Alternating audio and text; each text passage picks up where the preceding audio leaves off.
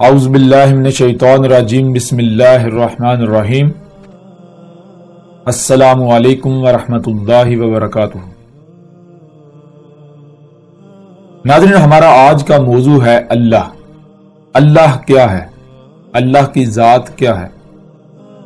یہ موضوع نہ صرف انتہائی پیچیدہ ترین موضوع ہے بلکہ یہ سب سے اہم ترین موضوع ہے۔ اس کے علاوہ یہ موضوع بنیاد ہے۔ اللہ سبحانہ و تعالی نے پورے قرآن میں بار بار اس بات پر زور دیا کہ اللہ کو یاد کرو۔ اللہ وہ ذات تھی، اللہ تھا وہ جو تمہیں بھلا دیا گیا، جو تم بھول چکے۔ اللہ کو یاد کرو۔ جب تک کہ آپ کو اللہ یاد نہیں آئے گا اللہ کیا ہے، اللہ کون ہے، تب تک آپ حق کو پا ہی نہیں سکتے۔ جب تک آپ کو اللہ کا علم نہیں ہو جاتا تب تک حق کو پانا آپ کے لیے ناممکن حد تک مشکل ہوگا، اور پھر کوئی بھی چرب زبان، کوئی بھی رہنمائی کے لبادے میں راہزن آپ کو گمراہ کر سکتا ہے۔ آپ کی رہنمائی کے نام پر آپ سے اپنی خواہشات کی اتباع کروا سکتا ہے، آپ سے کچھ بھی کروا سکتا ہے، اللہ کے نام پر آپ سے کچھ بھی کروا سکتا ہے۔ پھر اس کے علاوہ آپ جانتے ہیں کہ کچھ آیات ہیں جن کو پیش کیا جاتا ہے اور پھر کیا کہا جاتا ہے، دیکھیں جی، اللہ کے ہاں ایک ہی دین قابل قبول ہے اور وہ ہے دین اسلام۔ وہ آیات کون سی ہیں وہ آپ کے سامنے رکھتے ہیں، اور حقیقت کیا ہے وہ بھی ہر لحاظ سے آپ کے سامنے رکھتے ہیں۔ جیسا کہ سورہ آل عمران کی آیت نمبر 19 ہے، جس میں اللہ سبحانہ و تعالیٰ کا کہنا ہے ان الدین عند اللہ الاسلام، اور اس کا ترجمہ کچھ یوں کیا جاتا ہے جی اس میں کچھ شک نہیں، اللہ کے ہاں ایک ہی دین ہے، اور وہ کون سا دین ہے؟ وہ اسلام، دین اسلام۔ اور پھر کیا کہا جاتا ہے؟ پھر اس کی وضاحت، اس کی تشریح کچھ یوں کی جاتی ہے کہ جیسے اس وقت دنیا میں ایک دین جی ہندوازم ہے، عیسائیت ہے، یہودیت ہے، بدھزم ہے، اسی طرح ایک دین جو ہے، ایک دائرہ جو ہے اس کا نام اسلام ہے۔ یہ جو دائرہ اسلام ہے یہ وہ دین ہے کہ جو اللہ کے ہاں قابل قبول ہے۔ جو اس دائرے سے، اس دین اسلام سے باہر نکل گیا وہ کافر ہے، مرتد ہے، مشرک ہے، وہ اللہ کے ہاں قابل قبول نہیں ہے، وہ ہمیشہ ہمیشہ جہنم میں رہے گا۔ اس طرح اور آیات ہیں جیسے کہ سورہ آل عمران کی آیت نمبر 85 ہے، اس میں وَمَن يَبْتَغِ غَيْرَ الْإِسْلَامِ دِينًا فَلَن يَقْبَلَ مِنْهُ، اور اس کا ترجمہ کو یوں کیا جاتا ہے کہ جو بھی اسلام کے علاوہ کوئی اور دین چاہے گا تو اللہ اس سے وہ دین قبول نہیں کرے گا۔ ایسے ہی ایک اور آیت ہے جو کہ سورہ المائدہ کی آیت نمبر 3 ہے۔ سورہ المائدہ کی آیت نمبر 3 میں اللہ سبحانہ و تعالیٰ کا کہنا ہے الَّيَوْمَ أَكْمَلْتُ لَكُمْ دِينَكُمْ وَأَتْمَمْتُ عَلَيْكُمْ نِعْمَتِي وَرَضِيتُ لَكُمُ الْإِسْلَامَ دِينًا، اور اس کا ترجمہ کچھ یوں کیا جاتا ہے آج ہم نے، یعنی آج کے دن ہم نے تمہارے لیے تمہارا دین مکمل کر دیا اور اپنی نعمتیں تم پر پوری کر دیں، اور تمہارے لیے اسلام کو دین پسند کیا۔ یعنی یہ آیت بھی جب بیان کی جاتی ہے تو اس کا ترجمہ یا اس کا مفہوم جو لیا جاتا ہے، اس کی جو وضاحت کی جاتی ہے وہ یہ کی جاتی ہے کہ آج سے 14 صدیہ قبل محمد علیہ السلام پر اللہ سبحانہ و تعالیٰ نے دین اسلام کو مکمل کر دیا، گویا کہ پہلے نامکمل تھا، اور اللہ نے اپنی نعمت پوری کر دی۔ دین اسلام جو ہے اس کو پسند کیا، اس کے علاوہ اللہ کے ہاں کوئی دین قابل قبول نہیں۔ اور دین اسلام سے مراد کیا لیا جاتا ہے؟ دین اسلام سے مراد یہ لیا جاتا ہے جو آج ہر کوئی جسے اسلام کہتا ہے یا سمجھتا ہے۔ اب ناظرین، اس میں کتنی حقیقت ہے؟ آیا یہ سچ ہے، یہ حق ہے، یہ حقیقت ہے، یا پھر حقیقت اس کے بالکل برعکس ہے؟ آپ اس وقت تک ان سوالات کے جوابات نہیں جان سکتے، آپ حق کو نہیں جان سکتے جب تک کہ آپ کو یہ علم نہیں ہو جاتا کہ اللہ کیا ہے۔ جب تک کہ آپ کو اللہ کا ہی علم نہیں تو آپ کو کیسے پتا چلے گا کہ اللہ کے ہاں قابل قبول کیا ہے اور کیا نہیں، اللہ کی پسند ناپسند کیا ہے کیا نہیں۔ اگر آپ کو اللہ ہی کا علم نہیں ہے تو پھر کوئی بھی کسی بھی شے کے اوپر اسلام کا لیبل لگا کر آپ کے سامنے پیش کر سکتا ہے، بھائی یہ اسلام ہے، جیسا کہ آج کیا جا رہا ہے۔ آپ دیکھتے ہیں کہ درجنوں نہیں سینکڑوں فرقے ہیں، ہر کسی کا یہ دعویٰ ہے کہ یہی دین حق ہے، یعنی یہی دین اسلام ہے، لیکن کیا سارے کے سارے سچے ہیں؟ سب حق پر ہیں. اگر آپ ہندوازم کی بات لیں تو ہندو جو ہیں وہ کیا کہتے ہیں کہ ہم دین اسلام کے علاوہ کسی اور دین پر عمل کر رہے ہیں. نہیں، ان کا بھی یہی دعویٰ ہے کہ ہمارا ہی دین وہ دین ہے جو ایشور کے ہاں قابل قبول ہے. ایشور کون؟ اللہ، وہی ذات جسے آپ اللہ کہتے ہیں. فرق صرف یہ ہے کہ لفظ اسلام تو عربوں کی زبان کا لفظ ہے. جو ہند کے بھاسی ہیں وہ لفظ اسلام کا استعمال نہیں کرتے، جن کو آپ مشرکین ہند کہتے ہیں جو بت پرستی کر رہے ہیں. وہ لفظ اسلام اس لیے استعمال نہیں کرتے کیونکہ وہ اپنی زبان کا لفظ استعمال کرتے ہیں. اس طرح ذرا غور کریں کہ جب یہ جو لسان العرب ہے، عربوں کی زبان کا وجود ہی نہیں تھا، یا پیچھے چلے جائیں نوح علیہ السلام کے وقت، کیا نوح علیہ السلام کے وقت نوح علیہ السلام بھی یہی دین اسلام ہے، اسلام لفظ اسلام استعمال کرتے تھے؟ کیا موسیٰ علیہ السلام نے لفظ اسلام استعمال کیا؟ کیا عیسیٰ علیہ السلام نے لفظ اسلام استعمال کیا؟ نہیں. کیوں؟ کیونکہ ان کی زبان عربوں والی زبان نہیں تھی. عربوں کی زبان نہیں تھی تو وہ جسے عربوں کی زبان میں اسلام کہا جا رہا ہے اسے اپنی زبان میں وہ نام دے رہے ہیں، اپنی زبان میں پکار رہے ہیں، اپنی زبان میں وہ الفاظ دے رہے ہیں. بہرحال اسلام کیا ہے آگے چل پر اس کے اوپر یعنی بات ہوگی اور تفصیل کے ساتھ بات ہوگی، اور الحمدللہ آپ کو ہر لحاظ سے سمجھ بھی آئے گی، آپ کو کسی قسم کی کوئی پریشانی لاحق نہیں ہوگی، کوئی الجھن کا شکار آپ نہیں ہوں گے. لیکن اس سے پہلے جو ضروری ہے، جو بنیاد ہے، بنیاد یہ ہے کہ اللہ کیا ہے، اللہ کی ذات کیا ہے. جب تک کہ اللہ کا علم نہیں ہو جاتا، جب تک کہ اللہ کو نہیں جان لیا جاتا، تب تک کوئی بھی آپ کو گمراہ کر سکتا ہے. کوئی بھی کسی بھی دین کے اوپر، کسی بھی مذہب کے اوپر، کسی بھی طریقے کے اوپر اسلام کا لیبل چپکا کر آپ کو گمراہ کر سکتا ہے. آپ کے سامنے وہ دین اسلام کے نام پر وہ اپنا طریقہ، اپنا کلیہ، اپنا فارمولہ آپ کے سامنے پیش کر سکتا ہے، اور آپ کے لیے اسے قبول کرنا آسان ہو جائے گا. آپ اس کی باتوں کا شکار ہو جائیں گے، اس کی چرب زبانی کا شکار ہو جائیں گے. تو یہ ہے اللہ کیا ہے. اب آتے ہیں اس موضوع پر جو کہ بنیاد ہے. اگر آپ کو اللہ کا علم نہیں ہے، بار بار اس بات پر زور اس لیے دیا جا رہا ہے کہ پورے قرآن میں اللہ سبحانہ و تعالی نے بار بار اس بات پر زور دیا ہے کہ اللہ کو جانو، یاد کرو وہ جو تمہیں بھلا دیا گیا، جو تم بھول چکے. اور کیا تھا جو تم بھول چکے؟ اللہ تھا. قرآن میں یہاں تک موجود ہے، یہاں تک لکھا ہوا ہے کہ آپ اس وقت تک الصلاۃ قائم ہی نہیں کر سکتے جب تک کہ آپ کو اللہ کا علم نہیں ہو جاتا. کیوں؟ جب تک آپ کو اللہ کا علم نہیں ہوگا اس وقت تک آپ جان ہی نہیں سکتے کہ صلاۃ ہے کیا، اور اسے قائم کیسے کرنا ہے یہ تو بہت دور کی بات ہے. جیسے ہم آگے چلیں گے صلاۃ کے موضوع پر بات ہوگی تو اللہ کے فضل سے ایسی تمام آیات بھی آپ کے سامنے رکھیں گے. بہرحال اللہ کیا ہے آپ جانتے ہیں کہ یہودی ہوں، عیسائی ہوں، ہندو ہوں، بدھ مت ہوں، یا وہ لوگ جو خود کو مسلمان کہلواتے ہیں، ان سب کے ہاں یعنی ان کا یوں سمجھے کہ مشترکہ یہ عقیدہ و نظریہ ہے کہ اللہ کائنات سے الگ اوپر آسمانوں پر بیٹھا ہوا ہے، اوپر آسمانوں میں موجود ہے. جو آسمانوں میں بیٹھا نیچے سب کچھ دیکھ رہا ہے، نظام چلا رہا ہے، لوگوں کی دعائیں سن رہا ہے، ان کو قبول کرتا ہے، رد کرتا ہے.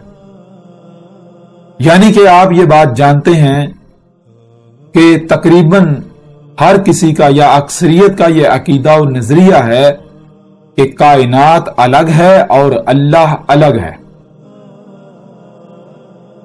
اور جب سائنس نے ان رازوں سے پردہ اٹھایا کہ کچھ بھی بغیر خالق کے وجود میں نہیں آ سکتا،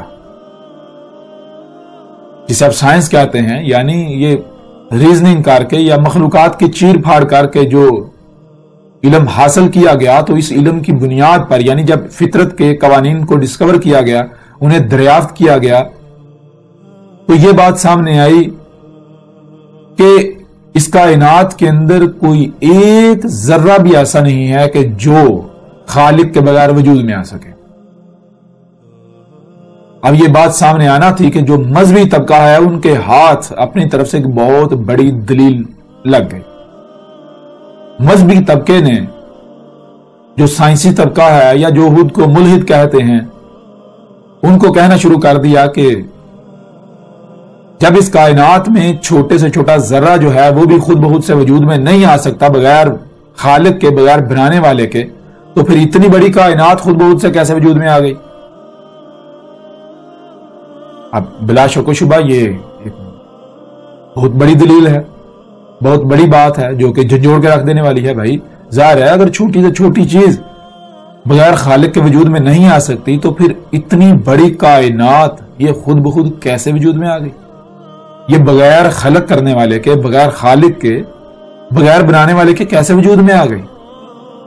تو لہٰذا ہوا یوں کہ ایک بڑی تعداد میں لوگ جو ہیں وہ اس دلیل سے متاثر ہو گئے، لیکن اب دوسری طرف سے ایک نیا سوال اٹھ کھڑا ہوا، یعنی مذہبی طبقہ جن کو ملحد کہتا ہے، جن کو سائنسی طبقہ کہتا ہے یا جو بھی نام دیتا ہے، ان لوگوں نے اسی کے اوپر ایک سوال کھڑا کر دیا۔ وہ سوال یہ، انہوں نے یہ کہا کہ جس بنیاد پر تم اللہ کا وجود ثابت کر رہے ہو اسی بنیاد پر اس کا وجود کا لغو ہو جاتا ہے،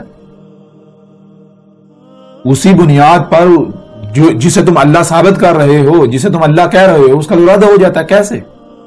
ذرا غور کرو، جب چھوٹے سے چھوٹا ذرہ بھی بغیر خالق کے وجود میں نہیں آ سکتا، بنانے والے کے بغیر وجود میں نہیں آ سکتا، تو جس نے اتنی بڑی کائنات بنائی وہ کتنا بڑا ہوگا، وہ کتنا عظیم ہوگا؟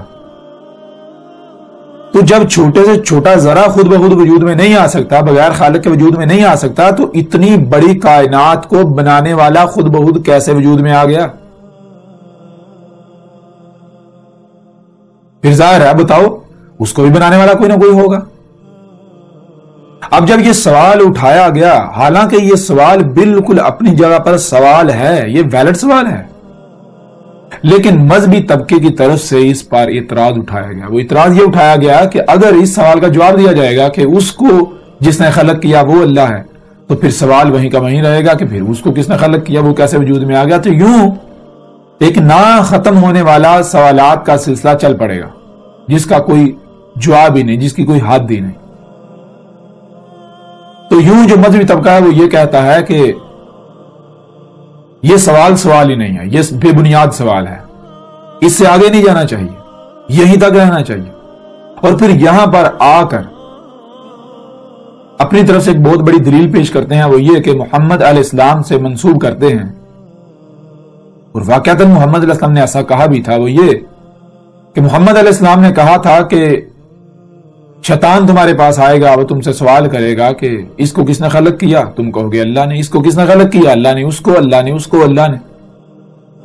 یعنی چیز یہ کہ جب آپ سے سوال کیا جائے گا اس کو کس نے خلق کیا، اس کو کس نے خلق کیا، آپ جواب دو گے اللہ نے، تو اس سے یہ بات ثابت ہوگی کہ بغیر خالق کے کچھ بھی وجود میں نہیں آ سکتا۔ تو سامنے والا یہ سوال کرے گا کہ جب کچھ بھی بغیر خالق کے وجود میں نہیں آ سکتا، کچھ بھی بغیر بنانے والے کے وجود میں نہیں آ سکتا، تو جس نے اتنی بڑی کائنات بنائی وہ کیسے وجود میں آ گیا؟ تو وہاں پر محمد علیہ السلام نے کہا اس سوال کا جواب سورہ اخلاص ہے۔ اور پھر مذہبی طبقہ کیا کرتا ہے؟ مذہبی طبقہ یہ کرتا ہے، کہتا ہے اے ملحدو دیکھو، یہی آج سے 14 صدیاں قبل محمد علیہ السلام نے کہا تھا کہ شیطان تمہارے پاس آئے گا، وہ شیطان ہوگا جو تم سے سوال کرے گا کہ اس کو کس نے خلق کیا، اس کو کس نے کیا، اس کو کس نے خلق کیا۔ جب تم جواب دو گے اللہ نے، تو کہے گا کہ جب بغیر خالق کے کچھ وجود میں نہیں آ سکتا تو پھر اللہ کو کس نے خلق کیا؟ تو محمد علیہ السلام نے کہا تھا اس کا جواب کیا؟ اس کا جواب سورہ اخلاص ہے۔ تو آؤ ہم تمہیں جواب دیتے ہیں۔ جواب کیا ہے؟ پھر آگے سے سورہ اخلاص کا ترجمہ پڑھ کے سنا دیتے ہیں۔ سورہ اخلاص کا ترجمہ پڑھ کے، ترجمہ کیا ہے مثال کے طور پر آپ کے سامنے رکھ دیتے ہیں۔ ترجمہ بھی، ترجمہ کیا ہے جیسا کہ اس وقت ہمارے سامنے ہے فتح محمد جالندری کا ترجمہ، اور اس میں کیا ہے؟ کہو کہ وہ ذات پاک جس کا نام اللہ ہے ایک ہے، معبود برحق جو بے نیاز ہے، نہ کسی کا باپ ہے اور نہ کسی کا بیٹا، اور کوئی اس کا ہمسر نہیں۔ اب یہ ترجمہ پڑھ کے کہہ دیا جاتا ہے ملحدو ہم نے تمہارا جواب دے دیا، ہم نے تمہارے سوال کا جواب دے دیا۔ لیکن ناظرین سوال یہ پیدا ہوتا ہے کہ جواب کہتے کسے ہیں؟ جواب تو کہتے ہیں جو سوال کو کالعدم کر دے، جو سوال کا وجود مٹا دے، جو سائل کو لاجواب کر دے، جو سائل کی زبان بند کر دے، جو سائل کی بولتی بند کر دے، اس کے پاس کوئی سوال نہ رہے، جواب تو اسے کہتے ہیں۔ اب میں آپ سے سوال کرتا ہوں، مثال کے طور پر اگر آپ سے کوئی سوال کرتا ہے، میں آپ سے سوال کرتا ہوں یا آپ مجھ سے سوال کرتے ہیں کہ بتاؤ جب چھوٹے سے چھوٹا ذرہ بغیر خالق کے وجود میں نہیں آ سکتا تو جس نے اتنی بڑی کائنات خالق کی وہ خود بخود کیسے وجود میں آ گیا؟ اور آپ میرے سامنے سورہ اخلاص کا ترجمہ پڑھ دیں یا میں آپ کے سامنے سورہ اخلاص کا اس طرح ترجمہ پڑھ دوں تو کیا آپ کا سوال ختم ہو جائے گا؟ یا پھر آپ کا سوال تو وہیں کا وہیں رہے گا؟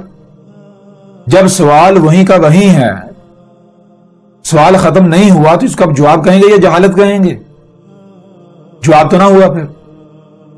اور اگر محمد علیہ السلام یہ کہہ رہے ہیں کہ اس سوال کا جواب سورہ اخلاص ہے تو پھر ہے، کیوں؟ محمد علیہ السلام جھوٹے نہیں ہو سکتے۔ اگر ہم مانتے ہیں کہ وہ اللہ کے رسول تھے، اللہ کے بھیجے ہوئے تھے، تو بلا شک و شبہ سورہ اخلاص جو ہے وہ اس سوال کا جواب ہے۔ لیکن اگر آپ ترجمہ پڑھتے ہیں اور سوال ختم نہیں ہوتا، یہ جواب ثابت نہیں ہوتا، تو اس کا مطلب کیا ہے؟ جو آپ پڑھ رہے ہیں وہ آپ محمد علیہ السلام سے منسوب کر کے یا قرآن سے منسوب کر کے جھوٹ بول رہے ہیں، آپ اللہ پر افطرا کر رہے ہیں۔ پیچھے عربی جو لسان العرب کے اندر ہے، عربوں کی زبان کے اندر ایسا کچھ بھی نہیں لکھا ہوا جو آپ ترجمے کی صورت میں پڑھ رہے ہیں۔ اگر وہی آپ پڑھ رہے ہوں، وہی آپ بول رہے ہوں جو عربی کے اندر ہے، جو اصل متن ہے، تو پھر سوال کو تو ختم ہو جانا چاہیے تھا۔ لیکن آپ ذرا غور کریں کہ آج تک ایسا ہوا کہ کوئی بھی ملحد آپ سے سوال کرتا ہے، کوئی بھی شخص آپ سے یہ سوال کرتا ہے تو آپ اس کے سامنے سورہ اخلاص کا ترجمہ پڑھیں یا سورہ اخلاص پڑھیں اور اس کا سوال ختم ہو گیا ہو؟ کیا آج تک ایسا ہوا؟ نہیں ہوا۔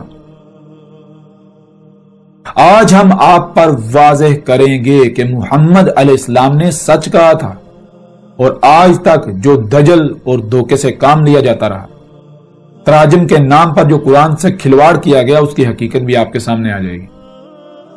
اور الحمدللہ اللہ کے فضل سے ہر لحاظ سے بالکل کھل کر آپ کے اوپر واضح ہو جائے گا کہ اللہ کیا ہے۔ اور وہ یہ جو سوال ہے کہ جب چھوٹے سے چھوٹا ذرہ بھی خود سے وجود میں نہیں آ سکتا بغیر خالق کے، بغیر بنانے والے کے، تو جس نے اتنی بڑی کائنات خلق کی وہ خود بخود کیسے وجود میں آ گیا؟ یہ سوال اور اس کے علاوہ جتنے بھی سوالات ہیں، یہ تمام کے تمام سوالات مٹ جائیں گے۔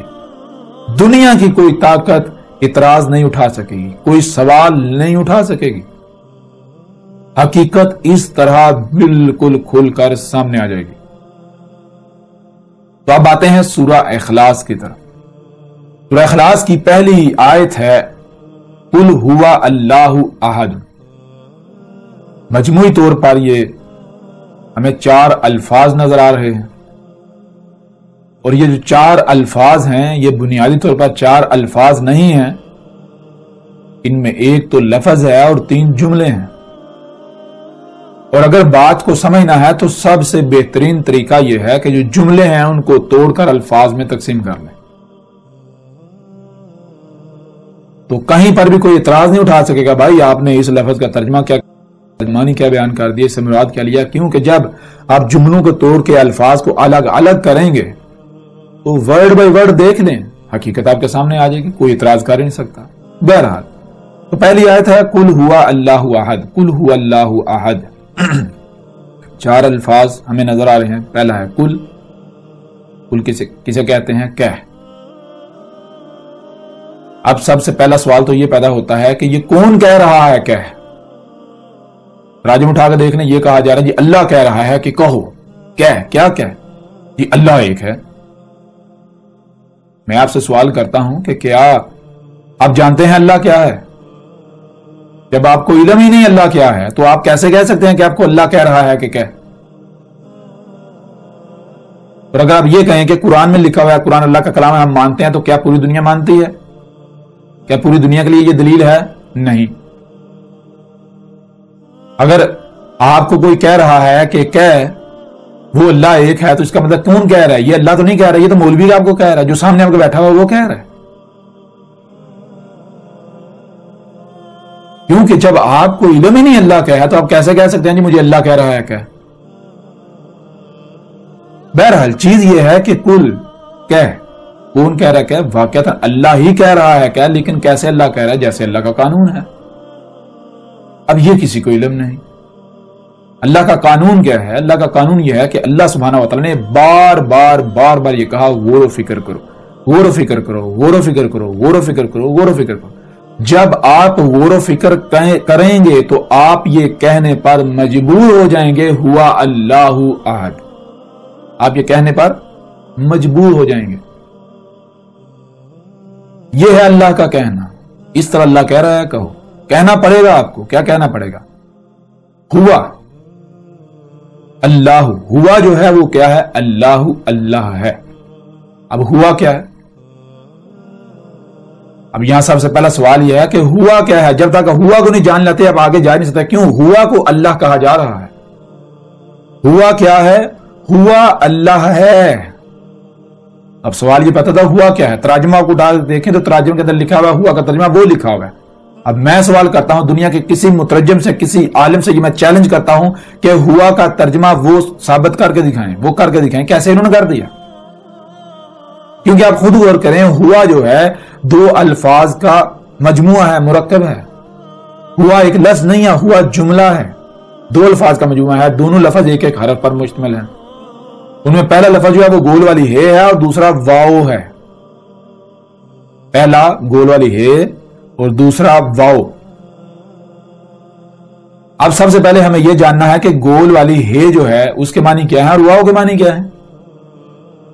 اور گول والی ہے جو ہے وہ استعمال ہوتی ہے کسی بھی شے کی طرف اشارے کے لیے.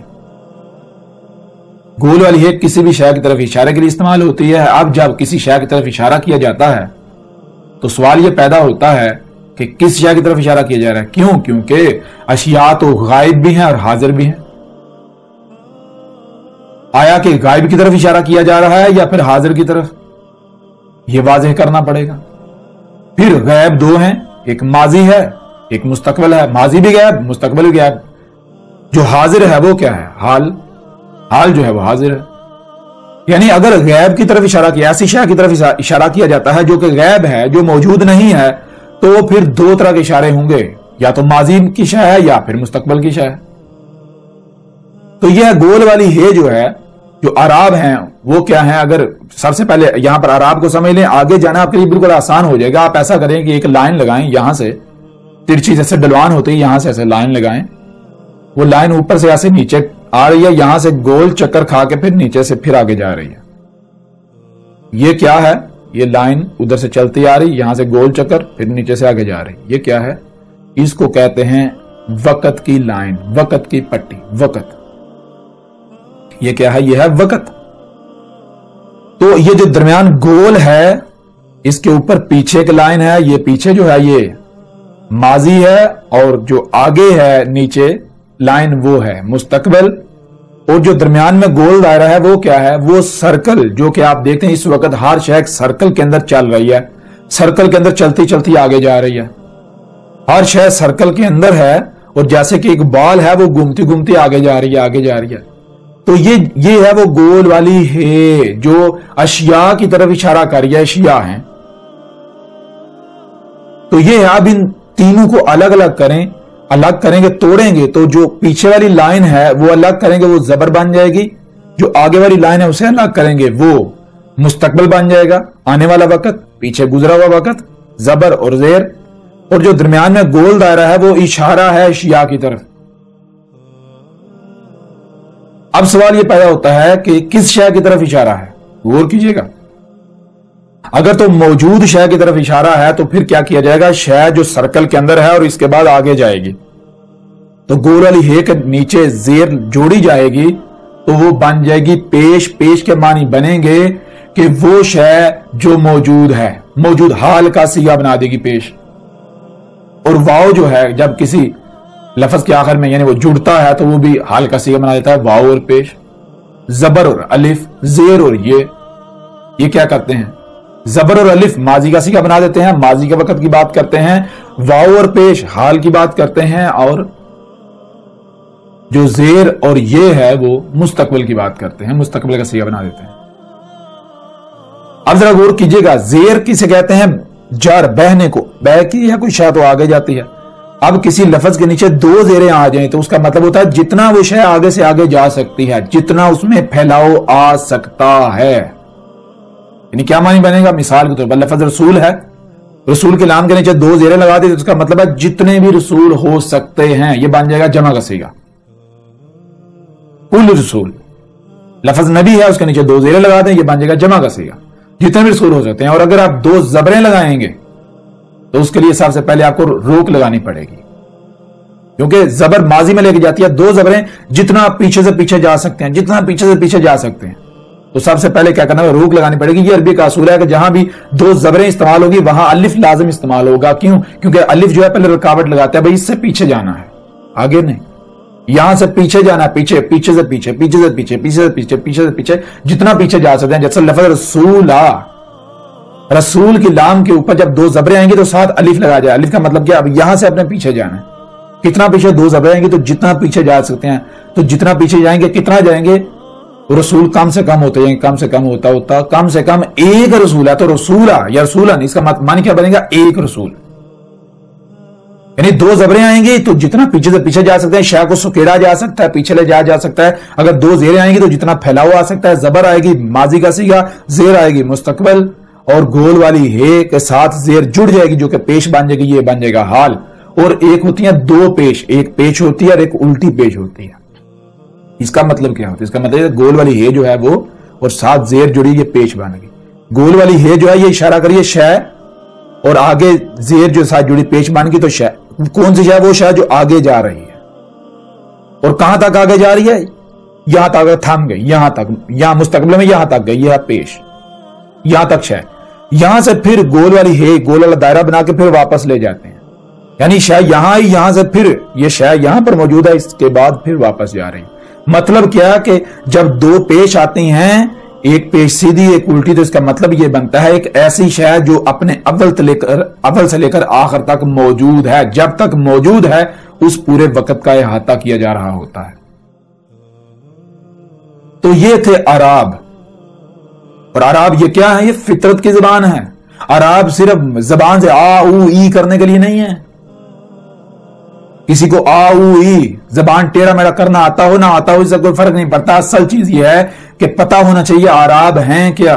جیسا کہ مثال کے طور پر قرآن کے اندر لے سکیں لفظ اللہ، اللہ کی جو ہے گول ہے، اس کے اوپر زبر بھی آتی ہے، زیر بھی آتی ہے، پیش بھی آتی ہے، لیکن آج تک کسی نے یہ فرق دیکھا؟ کوئی بھی اس فرق نہیں دیکھا، سب کے سب فرق ہونا۔ اللہ جو ہے، اللہ کہہ رہا ہے میں العزیز الحکیم ہوں، اللہ جو بھی کام کرتا ہے اس میں رائی برابر بھی فرق نہیں کرتا، وہ بالکل پرفیکٹ کرتا ہے۔ اگر کہیں کوئی فرق رکھتا ہے تو فرق لازم ہے، لیکن آج تک کسی نے یہ فرق جو ہے وہ سامنے رکھا، مد نظر رکھا؟ ہر کوئی فرق کو نظر انداز کر سکتا ہے۔ جہاں اللہ ہے وہاں بھی ترجمہ اللہ، جہاں اللہ ہی ہے وہاں بھی ترجمہ اللہ، جہاں اللہ ہے وہاں بھی ترجمہ اللہ۔ یہ کیا مذاق ہے کہ اللہ العزیز الحکیم نہیں ہے؟ عملی طور پر اللہ کے العزیز الحکیم ہونے کا کفر کیا جا رہا ہے۔ بہرحال یہ چیز ہے کہ اعراب آپ کے سامنے رکھ دیے۔ اب ذرا غور کریں، قل ہوا اللہ، ہوا کیا ہے؟ ہوا اللہ ہے۔ اب ہوا آپ کو بتایا تھا، ہوا جملہ ہے، دو الفاظ کا مجموعہ ہے، ایک گول والی ہے اور ایک واو ہے۔ گول والی ہے آپ کو پتا چل گیا کہ شے کی طرف اشارہ ہے۔ کون سی شے کی طرف اشارہ؟ غائب کی طرف یا پھر حاضر کی طرف؟ غائب دو ہیں، ماضی اور مستقبل، یعنی اگر اس شے کی طرف اشارہ کیا جائے گا جو آگے مستقبل میں آنی ہے تو گول والی ہے کے نیچے زیر آئے گی، اور اگر اس شے کی طرف اشارہ کیا جا رہا ہے جو پیچھے ماضی میں گزر چکی تو گول والی ہے کے اوپر زبر آ جائے گی، اور اگر اس شے کی طرف اشارہ کیا جا رہا ہے جو اس وقت موجود ہے تو گول والی ہے کے اوپر پیش آ جائے گی۔ تو یہاں دیکھیں کیا ہے، یہاں گول والی ہے کے اوپر پیش ہے، تو معنی کیا بنے گا؟ اس شے کی طرف اشارہ کیا جا رہا ہے جو شے موجود ہے۔ اب آپ ذرا غور کریں کہ آپ کو اپنے ارد گرد کچھ بھی موجود نظر آ رہا ہے؟ کچھ موجود ہے؟ جب آپ دیکھیں گے تو آپ کو بہت کچھ نظر آئے گا۔ مثال کے طور پر آپ کو درخت نظر آئیں گے۔ اب سوال یہ پیدا ہوتا ہے کیا درخت اللہ ہے؟ نہیں، آگے اس سوال کا جواب دیا جائے واؤ، واؤ کا معنی کیا ہے؟ اور واؤ کے اوپر زبر ہے۔ زبر کیا کرتی ہے؟ آپ کو پہلے بتا دیا، ماضی کا صیغہ بنا دیتی ہے۔ تو اب ہوا کے معنی کیا بنیں گے؟ کہ جو موجود ہے، جو کچھ بھی موجود ہے، غور کرو اس میں، دیکھو کیا موجود ہے۔ جو موجود ہے اور کرتے جاؤ، درخت اور چرند اور پرند اور سمندر اور پہاڑ اور زمین اور چاند اور سورج اور ستارے، یعنی اور کرتے جاؤ جب تک کہ اور واؤ جو ہے اور ماضی کا صیغہ نہیں بن جاتا، ماضی میں نہیں چلا جاتا۔ جب اور ختم ہو کر ماضی میں چلا جائے گا اور مٹ جائے گا تو جو وجود سامنے آئے گا وہ کیا ہے؟ اللہ، اللہ ہے، اللہ کی ہے پر پیش ہے جو کہ حال کا صیغہ بنا رہی ہے، جس کا معنی بنے گا اللہ، اس کا معنی بنے گا اللہ ہے۔ कुल, जरा गौर करें, अल्लाह सुब्हानहू तआला ने बार बार गौर व फिक्र का हुक्म दिया। तो जब आप गौर व फिक्र करेंगे, अल्लाह ने किस में गौर व फिक्र का हुक्म दिया? अल्लाह सुब्हानहू तआला ने पूरे कुरान में बार बार कहा कि जमीनों आसमानों में जो कुछ भी है ये अल्लाह की आयात है, इनमें गौर व फिक्र करो, तुम्हें पता चल जाएगा अल्लाह क्या है। अपनी ही जात में गौर कर लो, तुम्हें पता चल जाएगा अल्लाह क्या है। तो जब आप गौर व फिक्र करेंगे तो आपको क्या मिलेगा? आप किसी एक मखलूक में भी गौर करेंगे तो वो मखलूक आगे दूसरी मखलूक की तरफ ले जाएगी, वो अगली की तरफ ले जाएगी, वो अगली की तरफ ले जाएगी। क्यों? कि ये कायनात, ये वजूद बिल्कुल ऐसे है जैसे एक मशीन के अंदर पुर्जे होते हैं, जो हर पुर्जा दूसरे के साथ रब्त कायम होता है। जैसे आपके जिस्म के अंदर मिसाल के तौर पर पूरा जिस्म छुपा दिया, जैसे नाखून नंगा है तो नाखून में गौर किया जाएगा, इसके पीछे पड़ा जाएगा तो आगे ये पोर आ जाएगी, उसके आगे यानी कि दूसरी पोर, उसके आगे पूरी उंगली आ जाएगी, इस तरह हथेली आ जाएगी, पूरा हाथ आ जाएगा, आगे बाजू आ जाएगा। ये और करते करते करते एक वक्त आएगा कि और खत्म हो जाएगा और पूरा वजूद। तो ये है जब आप जमीनों आसमानों में गौर करेंगे, तफक्कुर करेंगे, सोचो विचार करेंगे, गौर फिक्र करेंगे तो ये और होता जाएगा। हु जो मौजूद है और हुआ होता जाएगा, और दरख्त और चरिंद और परिंद इस तरह आप आगे बढ़ते जाएंगे और करते जाएंगे, और जब करते जाएंगे एक वक्त आएगा और खत्म हो जाएगा। तो जब और खत्म हो जाए और माजी में चला जाए तो जो वजूद सामने आएगा वो क्या है? अल्लाहु अल्लाह है। अब यहां सवाल ये पैदा होता है कि अल्लाह क्या, इसका मतलब ये दरख्त भी अल्लाह, समंदर भी अल्लाह, पहाड़ भी अल्लाह, वो भी अल्लाह, वो भी अल्लाह, वो भी अल्लाह। आगे अल्लाह कहता है नहीं, इसका जवाब ये नहीं है, इसका मतलब ये नहीं है। क्या है जवाब? ये आहदुन, आहद की दाल के ऊपर दो पेश हैं, एक पेश सीधी और एक उल्टी, और आपको बता दें इसका मानी क्या है, मतलब क्या है इसका, जरा गौर कीजिएगा। सबसे पहले तो आहद क्या है? आहद दो अल्फाज का मजमुआ है, मुरक्कब जुमला है, शुरू में अलिफ है और आगे हद है। अलिफ शुरू में आए, अरबी का असूल है कि वो सवालिया बना देता है। मिसाल के तौर पर अगर आप पढ़ते हैं अल्लाहु अकबर तो इसका मानी क्या है? अल्लाहु अल्लाह है, यहां सवाल ये पैदा होता है अल्लाह क्या है, आगे है अकबर, काबरा के पीछे अलिफ है, अलिफ सवालिया बनाता है, काबरा का मानी है बड़ा, तो अकबर के मानी बनते हैं क्या है बड़ा, क्या है बड़ा। तो जो बड़ा साबित हो जाए वो अल्लाह है, बहुत आसान है। बिल्कुल इसी तरह आहद, हद है और पीछे अलिफ है, अलिफ सवालिया बना देता है और आगे हद है। हद किसे कहते हैं? हद कहते हैं जिससे आगे कुछ है ही नहीं, जिससे आगे जा ही नहीं जा सकता, जिसके आगे जाना नामुमकिन है, आगे आप जा ही नहीं सकते। तो आहद, आहद के मानी क्या है? वो जिसके आगे आप जा ही नहीं सकते, यानी आप और करते जाओ और करते जाओ, जब हद आ जाए आगे आप जा ही ना सकें तो वो क्या हो? एक ही वजूद, अहद, एक ही, और कुछ है ही नहीं। जैसे आप अपनी ही जात में गौर करें, मिसाल के तौर पर अगर आपका नाम इमरान है तो क्या नाखून को इमरान कहा जाएगा? नहीं। अगर पूरा जिस्म छुपा दिया जाए, नाखून नंगा रहे तो ये नाखून, इसे कहा तो नाखून जाएगा, लेकिन ये नाखून इमरान की आयत है, ये नाखून इमरान ही का वजूद नजर आ रहा है। और जब आप इसके पीछे पड़ेंगे तो ये और होता जाएगा, नाखून और उंगली और हथेली यानी और हाथ पूरा और बाजू और इस तरह और करते करते जब और खत्म हो जाएगा तो फिर पूरा वजूद सामने आ जाएगा। पूरे वजूद को क्या कहा जाएगा? इमरान। पूरे जब और खत्म हो जाएगा तो तमाम अज़ा जो हैं, तमाम हिस्से जो हैं, उज़्व जो हैं, मखलूकात जो हैं, उनको जब एक वजूद के तौर पर देखा जाएगा तो वो इमरान है। बिल्कुल ऐसे ही। इसका मतलब ये नहीं है कि दरख्त भी अल्लाह, चरिंद भी अल्लाह, परिंद भी अल्लाह, ये भी अल्लाह, नहीं। ये दरख्त है, समंदर है और पहाड़ है, और करते जाओ। जब और खत्म हो जाएगा तो जब और खत्म हो जाए तो जो वजूद सामने आएगा वो एक ही वजूद सामने आएगा, और जो वजूद सामने आएगा वो कौन है? वो अल्लाह है। तो मतलब क्या हुआ? मतलब यह है कि जो कुछ भी आपको नजर आ रहा है ये अल्लाह ही का वजूद नजर आ रहा है। ये दरख्त, चरिंद, परिंद, ये जो कुछ भी है ये अल्लाह की आयात हैं। आयात, आयत की जमा है। आयत कहते हैं पूरे वजूद का छुपे हुए होना, पूरी शय का छुपे हुए होना, उसका छोटा सा हिस्सा सामने होना, जिसकी गहराई में जाने से, जिसके पीछे पड़ने से पूरा वजूद सामने आ जाए। किसका वो हिस्सा है जो नजर आ रहा है वो वजूद सामने आ जाए। تو زمینوں آسمانوں میں جو کچھ بھی ہے یہ اللہ کی آیات ہیں. تو جب آپ ان آیات کے پیچھے بڑھیں گے, پردے کو چاک کریں گے, تو کون سامنے آئے گا؟ ذرا جب اللہ کی آیات تو اللہ ہی کو سامنے آنا پڑے گا نا, اللہ ہی سامنے آئے گا نا. تو یہ ہے قل ہوا اللہ احد. بات یہاں سے شروع نہیں ہو رہی کل اللہ کہہ رہے کو. اللہ تو یہ کہہ رہے آپ کو بار بار یہی دعوت دی, غور و فکر کرو, غور و فکر کرو, غور و فکر کرو, غور و فکر کرو.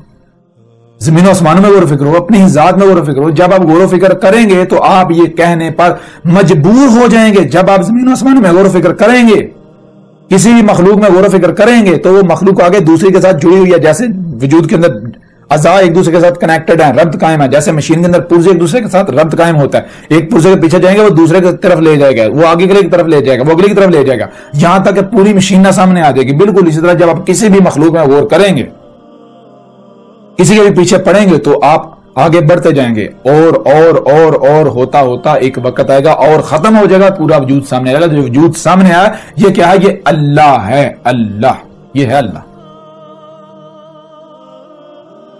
اب ذرا غور کریں, اللہ کیا ہے؟ احد, ایک ہی وجود, اور کوئی ہے ہی نہیں, اور کوئی ہے ہی نہیں.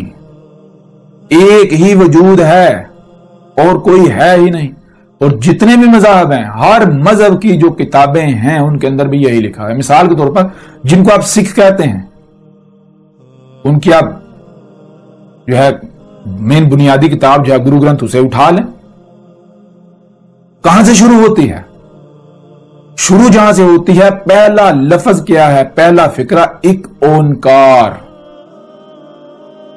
یعنی یہ جو سورہ اخلاص ہے وہ لکھی ہوئی ہے سکھوں کی مذہبی کتاب کے اندر. شروع میں ایک اونکار. ایک اونکار کا مطلب کیا ہے؟ وہی قل ہوا اللہ احد. ایک اونکار, ایک ہی وجود ہے, اس کے علاوہ کچھ ہے ہی نہیں. ایک ہی وجود ہے اور کچھ ہے ہی نہیں, یہ ہے احد. اب ذرا آپ غور کریں, جب آپ کہتے ہیں کہ کائنات الگ ہے اور اللہ الگ ہے, تو پھر اللہ احد ہوا یا واحد ہوا؟ لسان العرب میں, عربوں کی زبان میں گنتی کہاں سے شروع ہوتی ہے؟ احد سے شروع ہوتی ہے یا واحد سے شروع ہوتی ہے؟ واحد سے. احد سے کیوں شروع نہیں ہوتی؟ احد سے اس لیے شروع نہیں ہوتی, جب احد کہیں گے تو احد, اس کے علاوہ کچھ ہے ہی نہیں.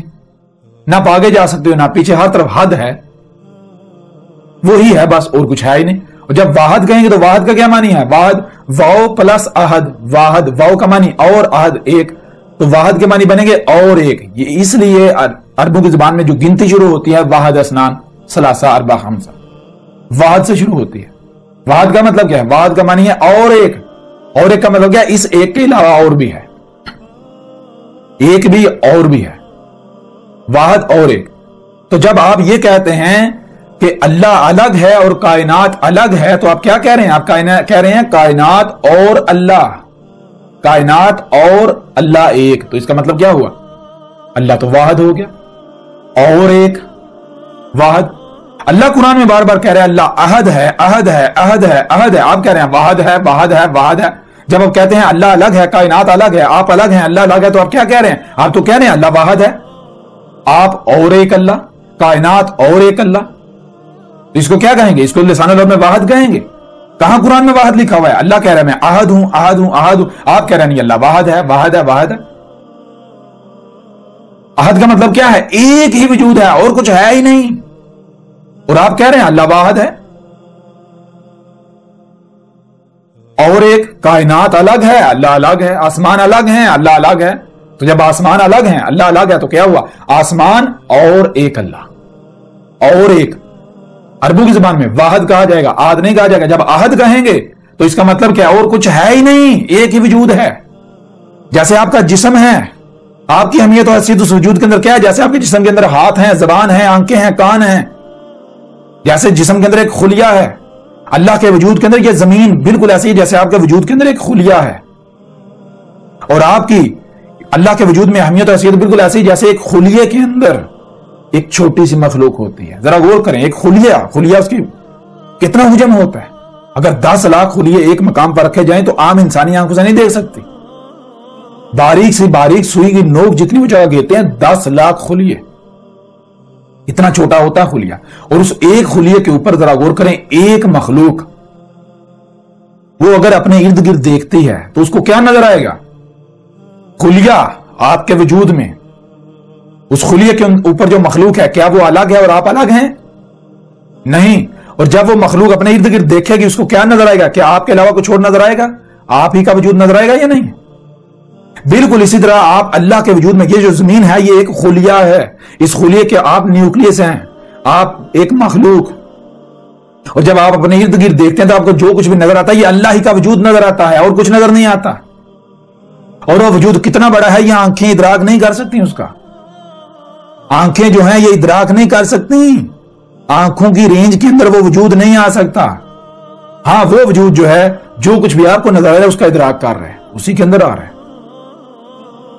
تو یہ ہے جب آپ یہ کہتے ہیں کائنات الگ ہے اللہ الگ ہے, تو اس کا مطلب کیا ہے؟ اس کا مطلب یہ ہے آپ اپنی زبان سے یہ دعویٰ کر رہے ہیں کہ اللہ احد نہیں, اللہ واحد ہے.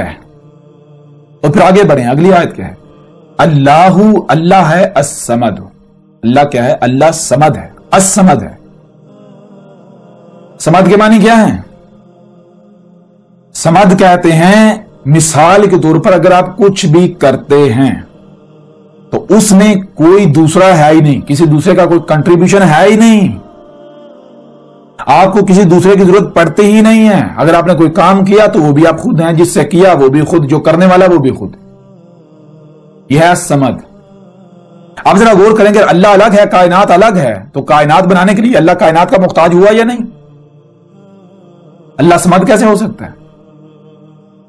اگر اللہ جو ہے دیکھیں جی اللہ کائنات الگ ہے, اللہ الگ ہے اور اللہ بارشیں برسا رہا ہے, تو میں آپ کو کہتا ہوں کہ اگر سمندر کو ہٹا دیں, پانی کو ہٹا دیں, ہواؤں کو ہٹا دیں تو اللہ بارش برسا سکتا ہے؟ پھر ممکن ہی نہیں ہے.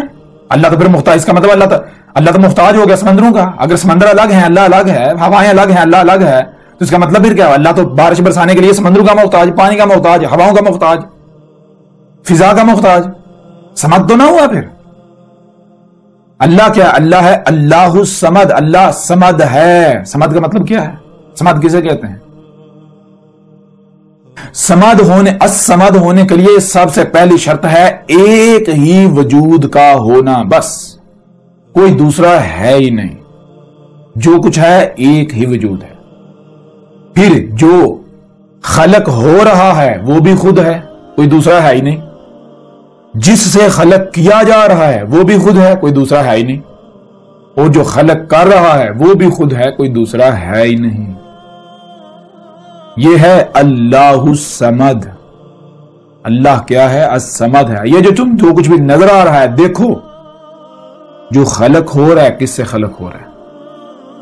انرجی ہے جسے لسان عرب میں نور کہتے ہیں. نور سے سب کچھ, نور ہی مختلف شکلوں میں ڈلتا جا رہا ہے. تو ڈالنے والا کون ہے؟ یہی مخلوقات. خالق کے طور پر کون سامنے آئے گا؟ یہی مخلوقات. مثال کے طور پر آپ ایک گندم کے پودے کی مثال ہے, گندم کا پودا اگتا ہے, خلق ہوتا ہے, تو کون خلق کرتا ہے؟ ذرا غور کریں. سمندروں کو ہٹا دیں, ہواؤں کو ہٹا دیں, زمین کو ہٹا دیں, گندم کا پودا خلق ہو سکتا ہے؟ نہیں. جب آپ گندم کے پودے میں کسی بھی فصل, کسی درخت کی خلق میں غور کریں گے تو آپ کے سامنے کون آئے گا؟ یہی زمین آئے گی, مخلوقات آئیں گی, سمندر آئے گا, ہوائیں آئیں گی, فضا آئے گی. یہی مخلوقات آپ کے سامنے آئیں گے جس سے خلق ہو رہا ہے. یہی میٹیریل, یہی مخلوقات. آپ مخلوقات کا مجموعہ خالق کی صورت میں آپ کے سامنے آئے گا. خالق بھی مخلوقات جو خلق ہو رہے ہیں, یعنی کہ یہی وہی ذات ہی آپ کو ہر صورت نظر آئے گی.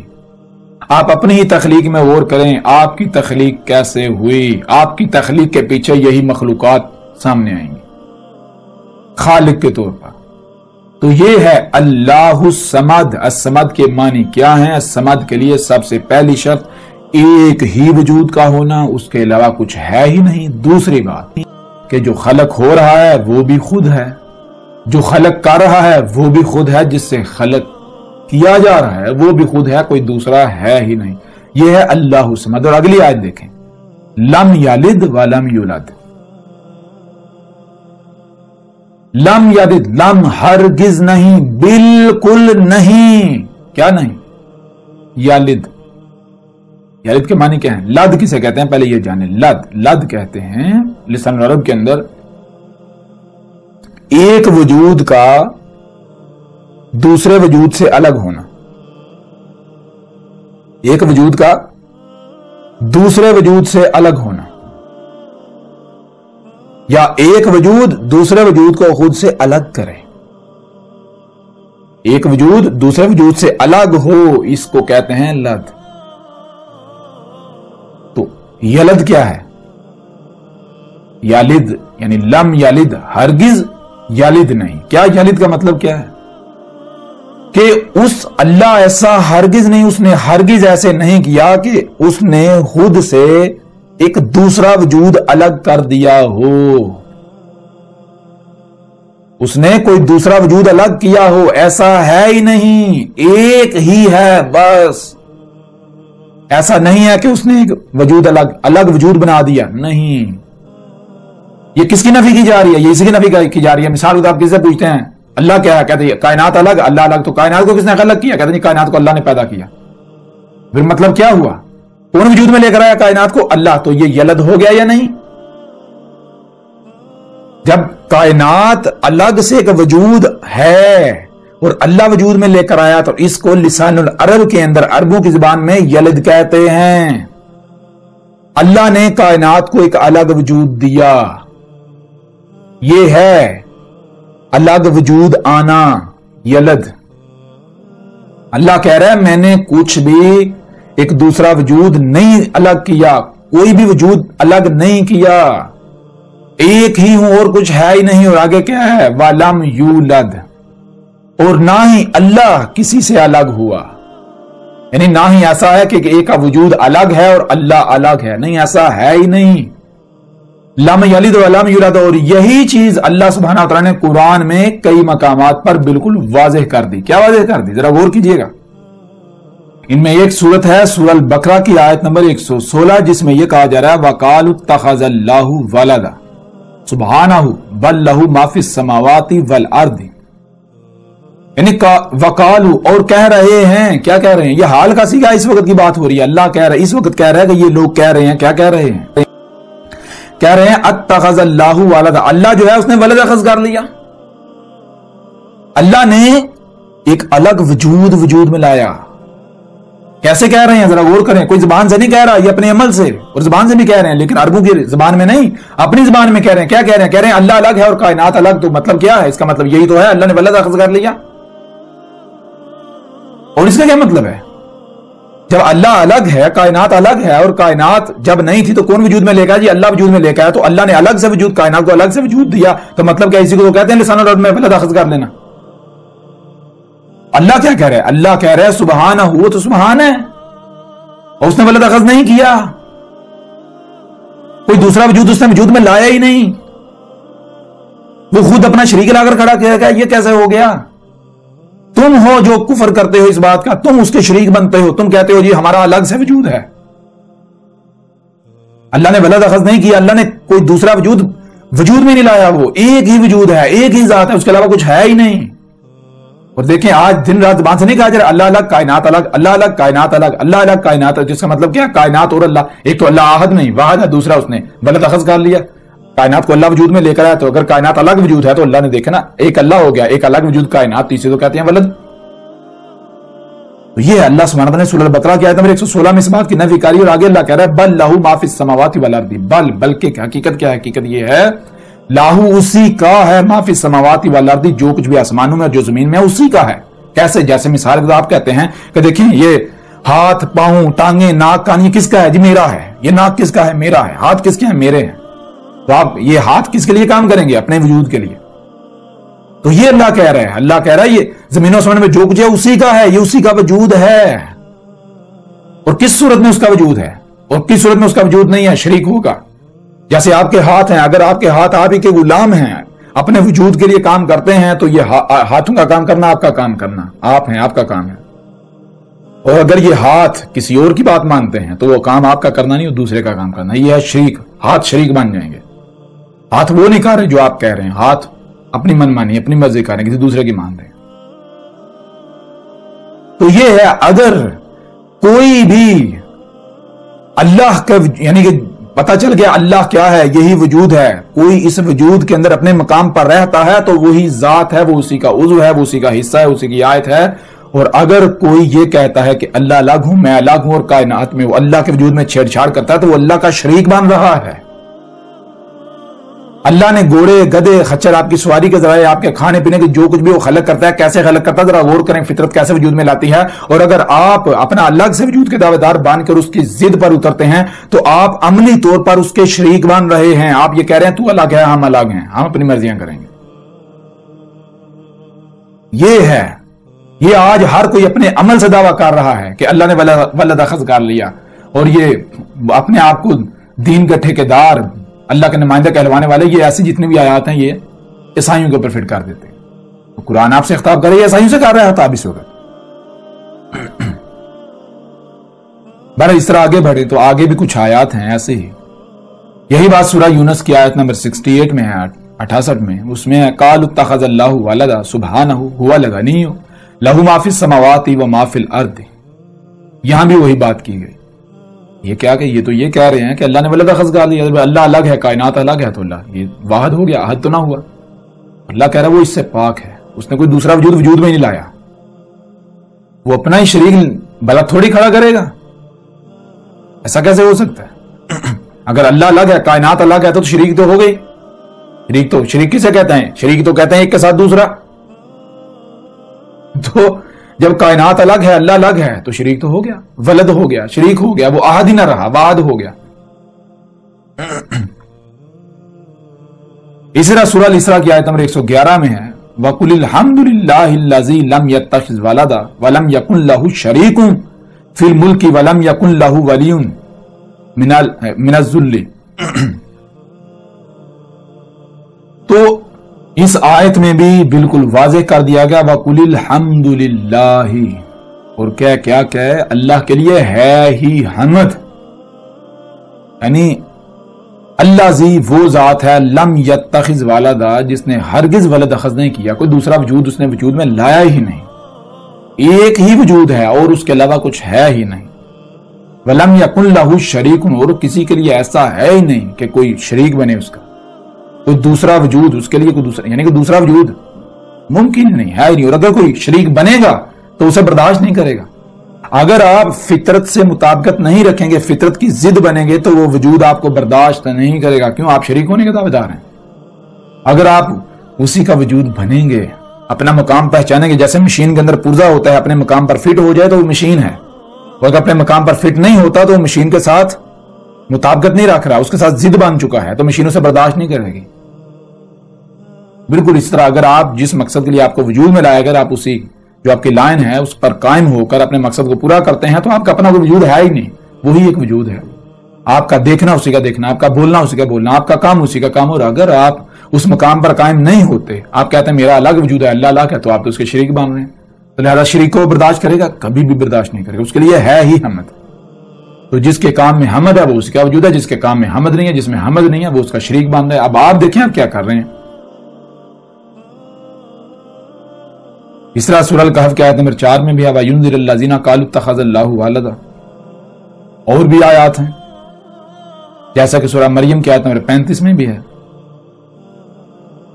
اور یعنی کہ اس کے علاوہ اور بھی کافی ساری آیات ہیں. سورہ الانبیاء کی آیت نمبر 26 بھی ہے. سورہ المومنون کی آیت نمبر 91 بھی ہے.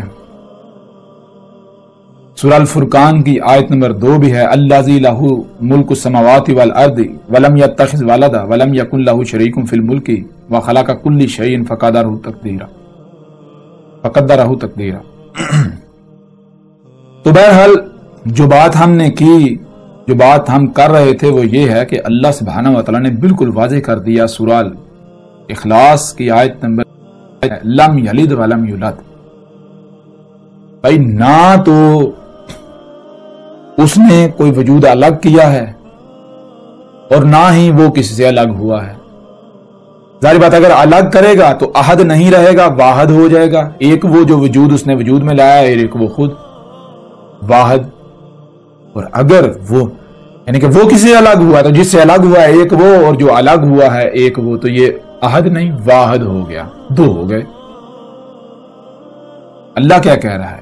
قل ہوا اللہ احد، اور صرف احد نہیں، احد، جب تک جو موجود ہے ایک ہی وجود تو یہ اللہ ہے، تو جو پیچھے ماضی میں چلا جاتا ہے وہ اللہ ہا ہو جاتا ہے، اور جو آگے مستقبل میں آنا ہے وہ اللہ ہی ہوتا ہے، اور جو سرکل چل رہا ہے احدن، ایک ہی وجود جو موجود چل رہا ہے یہ ہے اللہ، اللہ ہے۔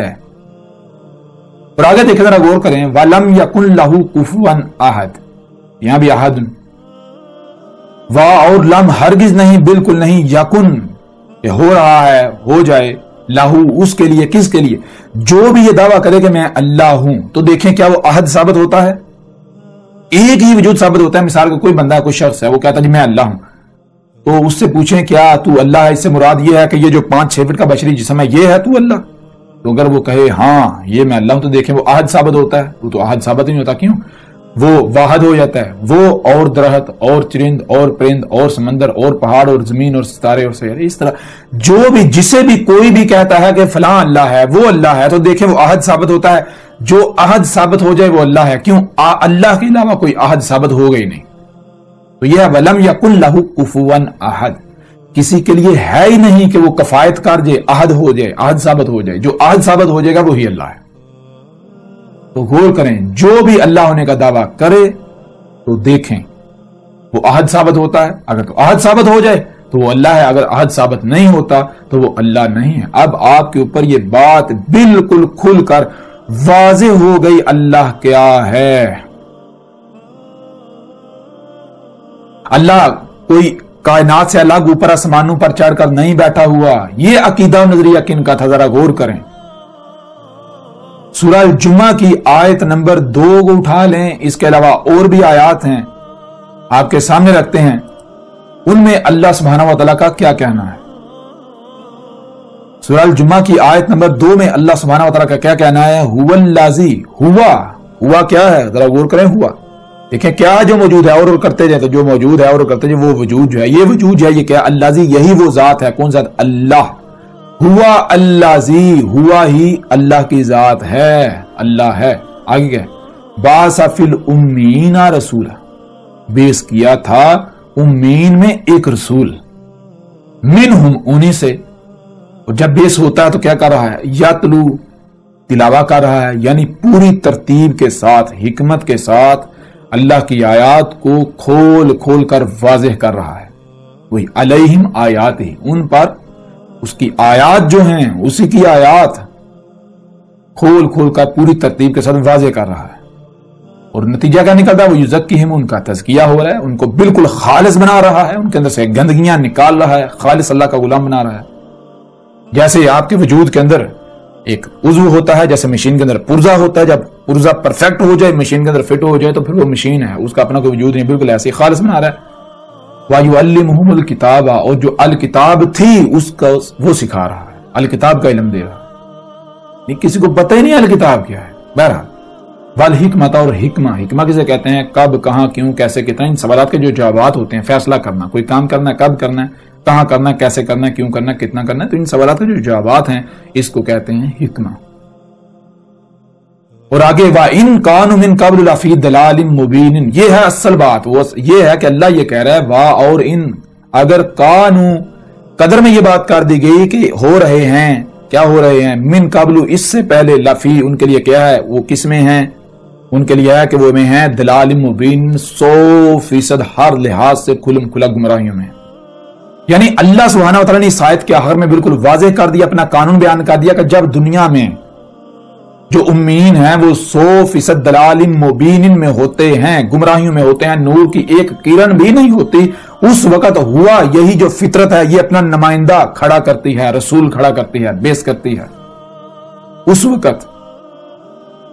یعنی اگر نور کی ایک بھی کرن ہو، رائی برابر بھی حق ہو، تو اللہ رسول بیس نہیں کرتا، یہ اللہ کا قانون ہے۔ اللہ سبحانہ وتعالی نے اس آیت میں بالکل واضح کر دیا وَإِن كَانُوا مِن قَبْلُ لَفِي ضَلَالٍ مُبِينٍ، اگر رائی برابر بھی حق موجود ہو تو اللہ رسول بیس نہیں کرتا،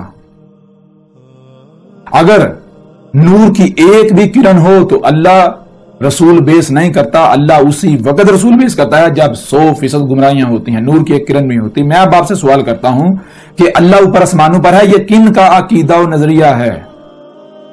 یہودیوں اور عیسائیوں کا محمد علیہ السلام کی بعثت سے قبل یہ متفقہ عقیدہ تھا، اور آج بھی ہے کہ اللہ اوپر آسمانوں پر بیٹھا ہوا ہے، کائنات الگ ہے، اللہ الگ ہے۔ یہودیوں اور عیسائیوں کا یہ عقیدہ تھا، مشرکین عرب کا یہ عقیدہ تھا کہ زمین جیسے پلیٹ ہوتی ہے، 7 تہہ در تہہ پرتیں، یہ 7 زمینیں ہیں اور 7 آسمان ان کے گرد جو ہے یہ گیسوں کے ساتھ یہ جو ہے 7 آسمان ہیں، اور ان 7 آسمانوں کے اوپر تخت لگا ہوا ہے، اس تخت کے اوپر اللہ بیٹھا ہوا ہے۔ وہ تخت کیا؟ وہ عرش ہے۔ یہ عقیدہ و نظریہ تھا کن کا؟ مشرکین عرب کا اور یہود و نصارہ کا، یہودیوں اور عیسائیوں کا، اور آج تک یہی عقیدہ چلا رہا ہے۔ میں آپ سے سوال کرتا ہوں کہ جب بنیاد ہی پرفیکٹ تھی، اگر اللہ یہی تھا جو یہودی عیسائی جسے کہہ رہے تھے، جسے مشرکین عرب کہہ رہے تھے، تو اللہ نے رسول بیس کیوں کیا؟ کیوں؟ اللہ خود اسی قرآن میں کہہ رہا ہے کہ اللہ اپنے قانون کے خلاف ہی نہیں کرتا۔ جب اللہ کا قانون یہ ہے کہ اللہ رسول سے بھیجتا ہے، جب دلال مبین میں ہوتے ہیں امین، تو پھر یہ کیسے ہو گیا کہ اتنے بڑے موضوع کے اوپر بنیاد میں وہ بالکل حق پر تھے، اللہ کے بارے میں بالکل ان کا عقیدہ و نظریہ حق تھا، اور اللہ نے رسول بیس کر دیا؟ کیسے ہو سکتا ہے؟ اگر تو وہ حق پر تھے، اللہ آسمانوں پر تھا، وہ حق پر تھے، تو اس کا مطلب یہ ہے کہ محمد اللہ کا رسول تھے ہی نہیں، محمد اللہ کا رسول تھا ہی نہیں۔ اور اگر محمد اللہ کا رسول آپ تسلیم کرتے ہیں تو اس کا مطلب یہ یہودی اور عیسائی جو اس وقت عقیدہ پایا جاتا تھا وہ بالکل باطل و بے بنیاد تھا، اس میں حقیقت بالکل نہیں تھی۔ اور یہی تو پورے قرآن کو اٹھا کر دیکھیں، محمد علیہ السلام نے کیا کہا؟ محمد علیہ السلام نے کہا اللہ اکبر۔ اللہ اکبر کے الفاظ پورے قرآن میں آپ کو نہیں ملیں گے۔ یہ تو محمد علیہ السلام نے کہا اللہ اکبر۔ جب انہوں نے کہا اللہ آسمانوں پر ہے تو محمد علیہ السلام نے اللہ اکبر۔ اللہ کیا ہے؟ غور کریں، اللہ ہے، اکبر کیا ہے جو بڑا ہے؟ دیکھو تم کہہ رہے ہو اللہ آسمانوں پر ہے، تو اگر اللہ آسمانوں پر ہے تو آسمان بڑے ہوئے یا اللہ؟ اور آسمان الگ ہے اور اللہ الگ ہے، تو اس کا مطلب کہ اللہ نے ولد اخذ کر لیا، وہ احد ہی نہ ہوا، وہ تو واحد ہو گیا۔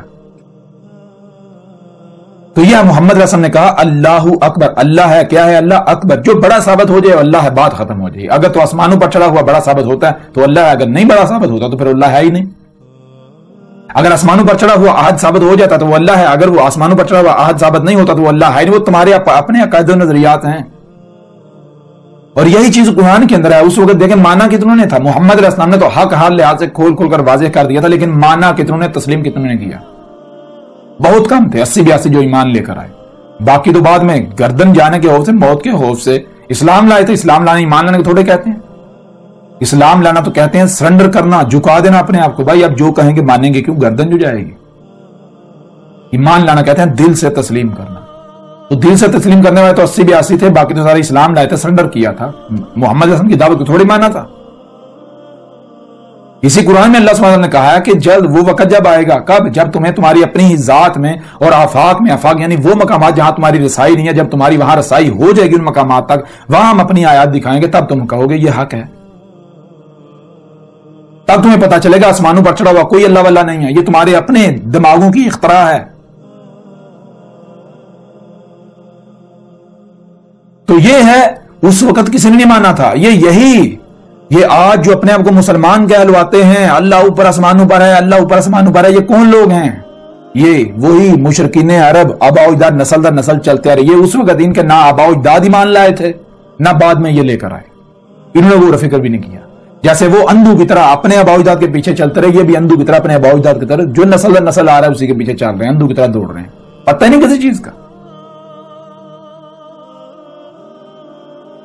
تو بہرحال چیز یہ ہے کہ محمد علیہ السلام کو جب اللہ نے بیس کیا، اگر تو یہود و نصارہ، یہودی عیسائی اور مشرکین عرب اپنے دعوے میں سچے تھے، ان کا یہ نظریہ حق تھا کہ اللہ الگ، کائنات سے الگ اوپر آسمانوں پر ہے، تو پھر بلا شک و شبہ محمد اللہ کے رسول تھے ہی نہیں۔ اور اگر محمد اللہ کے رسول تھے تو پھر اس کا مطلب کیا؟ اس کا مطلب بالکل واضح ہے کہ یہودیوں اور عیسائیوں کا جو اللہ کے بارے میں عقیدہ نظریہ تھا بالکل جھوٹا، بے بنیاد تھا، کلدم تھا، اس کا کوئی وجود تھا نہیں، ان کی اپنی دماغوں کی اختراع تھی۔ یہی تو پورے قرآن میں بیان کیا گیا۔ اللہ اسی قرآن میں بیان کرتا ہے، کیا اللہ تو اسی قرآن میں کہتا ہے کہ رسول اسی موضوع کو زیر بحث لاتا ہے جس میں لوگ اختلاف کر رہے ہوتے ہیں، حق پر نہیں ہوتے۔ تو پورے قرآن میں اللہ کے موضوع پر بار بار بات کی گئی۔ اگر وہ نظریہ و عقیدہ حق تھا تو اللہ نے قرآن میں بات کیوں کی؟ اگر قرآن میں کسی موضوع پر بات ہو رہی ہے تو اس کا مطلب یہ بالکل واضح ہے کہ اس لیے بات ہو رہی ہے کہ لوگ جو عقیدہ نظریہ لے کر بیٹھے ہوئے ہیں اس کا حقیقت کے ساتھ کوئی تعلق نہیں، قرآن اس کا رد کرتے ہوئے جو حق ہے وہ واضح کر رہا ہے، لیکن کوئی بھی نہیں جو ماننے کو تیار ہو، کوئی بھی نہیں جو غور و فکر کرے، جو سارے کے سارے اندھے بنے ہوئے ہیں۔ حالانکہ اسی قرآن کے اندر بار بار کہا جا رہا ہے کہ جو غور و فکر نہیں کرتے، جو غور و فکر نہیں کرتے وہ بندر ہیں، وہ سور ہیں، وہ اموات ہیں، وہ چپائے ہیں، وہ قبروں میں ہیں، وہ اندھے ہیں۔ اس کے باوجود بھی کسی کو فرق نہیں پڑتا۔ بہرحال تو الحمدللہ یہ بات آپ کے اوپر بالکل واضح ہو گئی۔ اب ذرا غور کریں، ہم نے جو بات کی، ہم نے جب واضح کیا اللہ کیا ہے، دنیا کی کوئی طاقت اس کا رد کر سکتی ہے؟ اب ذرا غور کریں، جب جو کچھ بھی نظر آ رہا ہے یہ اللہ ہی کا وجود ہے، تو جو چھیڑ چھاڑ کر رہے ہیں پہاڑوں میں، زمین میں، موسموں میں، یہ چھیڑ چھاڑ کس کے ساتھ ہو رہی ہے؟ کیا یہ اللہ کی آیات نہیں ہے؟ یہ اللہ کے ساتھ دشمنی نہیں کی جا رہی؟ یہی تو پورے قرآن میں بار بار کہا گیا کہ یہ جو تم اللہ کی آیات کے ساتھ چھیڑ چھاڑ کر رہے ہو، ان کا کذب کر رہے ہو، پہلی قوم نے بھی یہی کیا، یہ اللہ سے دشمنی کر رہے ہو۔ عقل کیندو اللہ تھا، یہ اللہ ہے، بچو اس سے۔ تم اللہ سے دشمنی کر رہے ہو، بچو۔ لیکن کوئی بھی نہیں، ہے نہیں جو سننے کو تیار ہو۔ اب ذرا غور کریں، ہم نے جب اللہ کیا ہے واضح کر دیا تو یہی بات سورہ الحدید میں دیکھیں۔ سورہ الحدید میں کیا ہے؟ سورہ الحدید کی آیت نمبر 4 میں ہے وَهُوَ مَعَكُمْ أَيْنَ مَا كُنْتُمْ۔ واہ اور یعنی تم، اور کیا ہے؟ ہوا کیا ہے؟ آپ کو پہلے بتا دیا ہوا، دیکھیں کیا موجود ہے، جو موجود ہے اور کرتے جائیں۔ مَعَكُمْ تمہارے ساتھ ہے، أَيْنَ مَا كُنْتُمْ تم جہاں کہیں بھی ہو، تم جہاں کہیں بھی ہو وہی اللہ ہی کی ذات تمہارے ساتھ ہے۔ اب آپ ذرا خود غور کریں، آپ سمندروں میں چلے جائیں تو وہاں کون ہے جو ساتھ ہے آپ کے؟ سمندری مخلوقات، تو وہ کیا ہے؟ ہوا کے اندر آئے گا یا نہیں؟ فضاؤں میں چلے جائیں، آپ کے علاوہ کون ہے؟ یہی وجود ہے یا نہیں؟ کہیں پر بھی چلے جائیں تو جو وجود وہاں آپ کے ساتھ موجود ہے وہ اللہ کی ذات ہے۔ اس سے بھی واضح کچھ ہو سکتا ہے؟ وَهُوَ مَعَكُمْ، ہوا جب آپ کو ہوا کا علم ہو جائے، آپ ہوا کو جان لیں تو سارے راز ہی کھل جاتے ہیں، ساری حقیقت ہی واضح ہو جاتی ہے۔ پھر اسی طرح آپ دیکھتے ہیں اللہ کے اسماء ہیں، اسماء کے ہیں المومن، یا اس کی طرح بعد میں آتے ہیں الرقیب۔ الرقیب کے معنی کیا ہے؟ رقیب تو رقب سے رقب کہتے ہیں کہ جہاں موجود ہے وہاں دیکھیں دوسرا جو موجود ہے، اللہ الرقیب ہے، یعنی اب جہاں بھی چلے جائیں، اب سمندروں میں چلے جائیں وہاں دیکھیں آپ کے علاوہ دوسرا کون ہے جو آپ کو دوسرا نظر آئے گا، وہ اللہ کی ذات نظر آئے گی۔ پہاڑوں میں چلے جائیں، پہاڑوں کی گہرائیوں میں، زمین کی گہرائیوں میں، فضاؤں میں، کائنات، کہیں بھی چلے جائیں، جہاں بھی چلے جائیں وہاں دیکھیں آپ کے علاوہ دوسرا کون ہے، تو جو آپ کے علاوہ دوسرا ہوگا وہ اللہ ہے، اللہ کی ذات ہے الرقیب۔ تو ذرا غور کریں، اب جہاں بھی چلے جائیں وہاں دوسرا کون ہے؟ کیا یہی وجود نہیں ہے ہوا؟ تو پھر اللہ کیا ہوا؟ اللہ کی ذات کیا ہوئی؟ پھر بھی کوئی ماننے کو تیار نہیں۔ اب اس سے دیکھیں، اب جو سورہ الحدید کی آیت نمبر 3 کے اندر ہے ہوا الاول، یا ہوا الاول والآخر والظاہر والباطن وہوا بکل شیء علیم۔ ہوا اول ہے، آخر ہے، ظاہر ہے، باطن ہے۔ ہوا جب آپ کو ہوا کا پتہ چل گیا تو ہوا کیا ہے؟ الاول، اول اور آخر اور ظاہر اور باطن، اور پیچھے رہ کیا گیا؟ اس سے بھی واضح کچھ ہو سکتا ہے؟ کیا اس سے بھی واضح کچھ ہو سکتا ہے؟ ہوا الاول والآخر والظاہر والباطن، اس سے واضح کچھ ہو سکتا ہے؟ اب بھی اگر کوئی تعویلات کرے، کوئی اپنے آباء و اجداد کے عقیدوں کے نظریوں کے پیچھے چلے تو اس کی مت ماری ہوئی ہے، عقل معوف ہے، اس کی بیوقوف اور جاہل ہے، وہ اندھا ہے۔ وہ یہی کہہ رہا کہ نہیں میں غور و فکر نہیں کروں گا، میں تو اندھوں کی طرح اپنے آباء و اجداد کے پیچھے چلوں گا، وہی کروں گا جو میرے آباء و اجداد نے کیا۔ क्या इससे वाज़ेह कुछ हो सकता है? हुआ हुवल अव्वल वल आखिर वल ज़ाहिर वल बातिन, इससे वाज़ेह कुछ हो सकता है? जरा देखें, अव्वल कौन है, आखिर कौन है, ज़ाहिर कौन है, बातिन कौन है? यही हुआ ही नहीं है?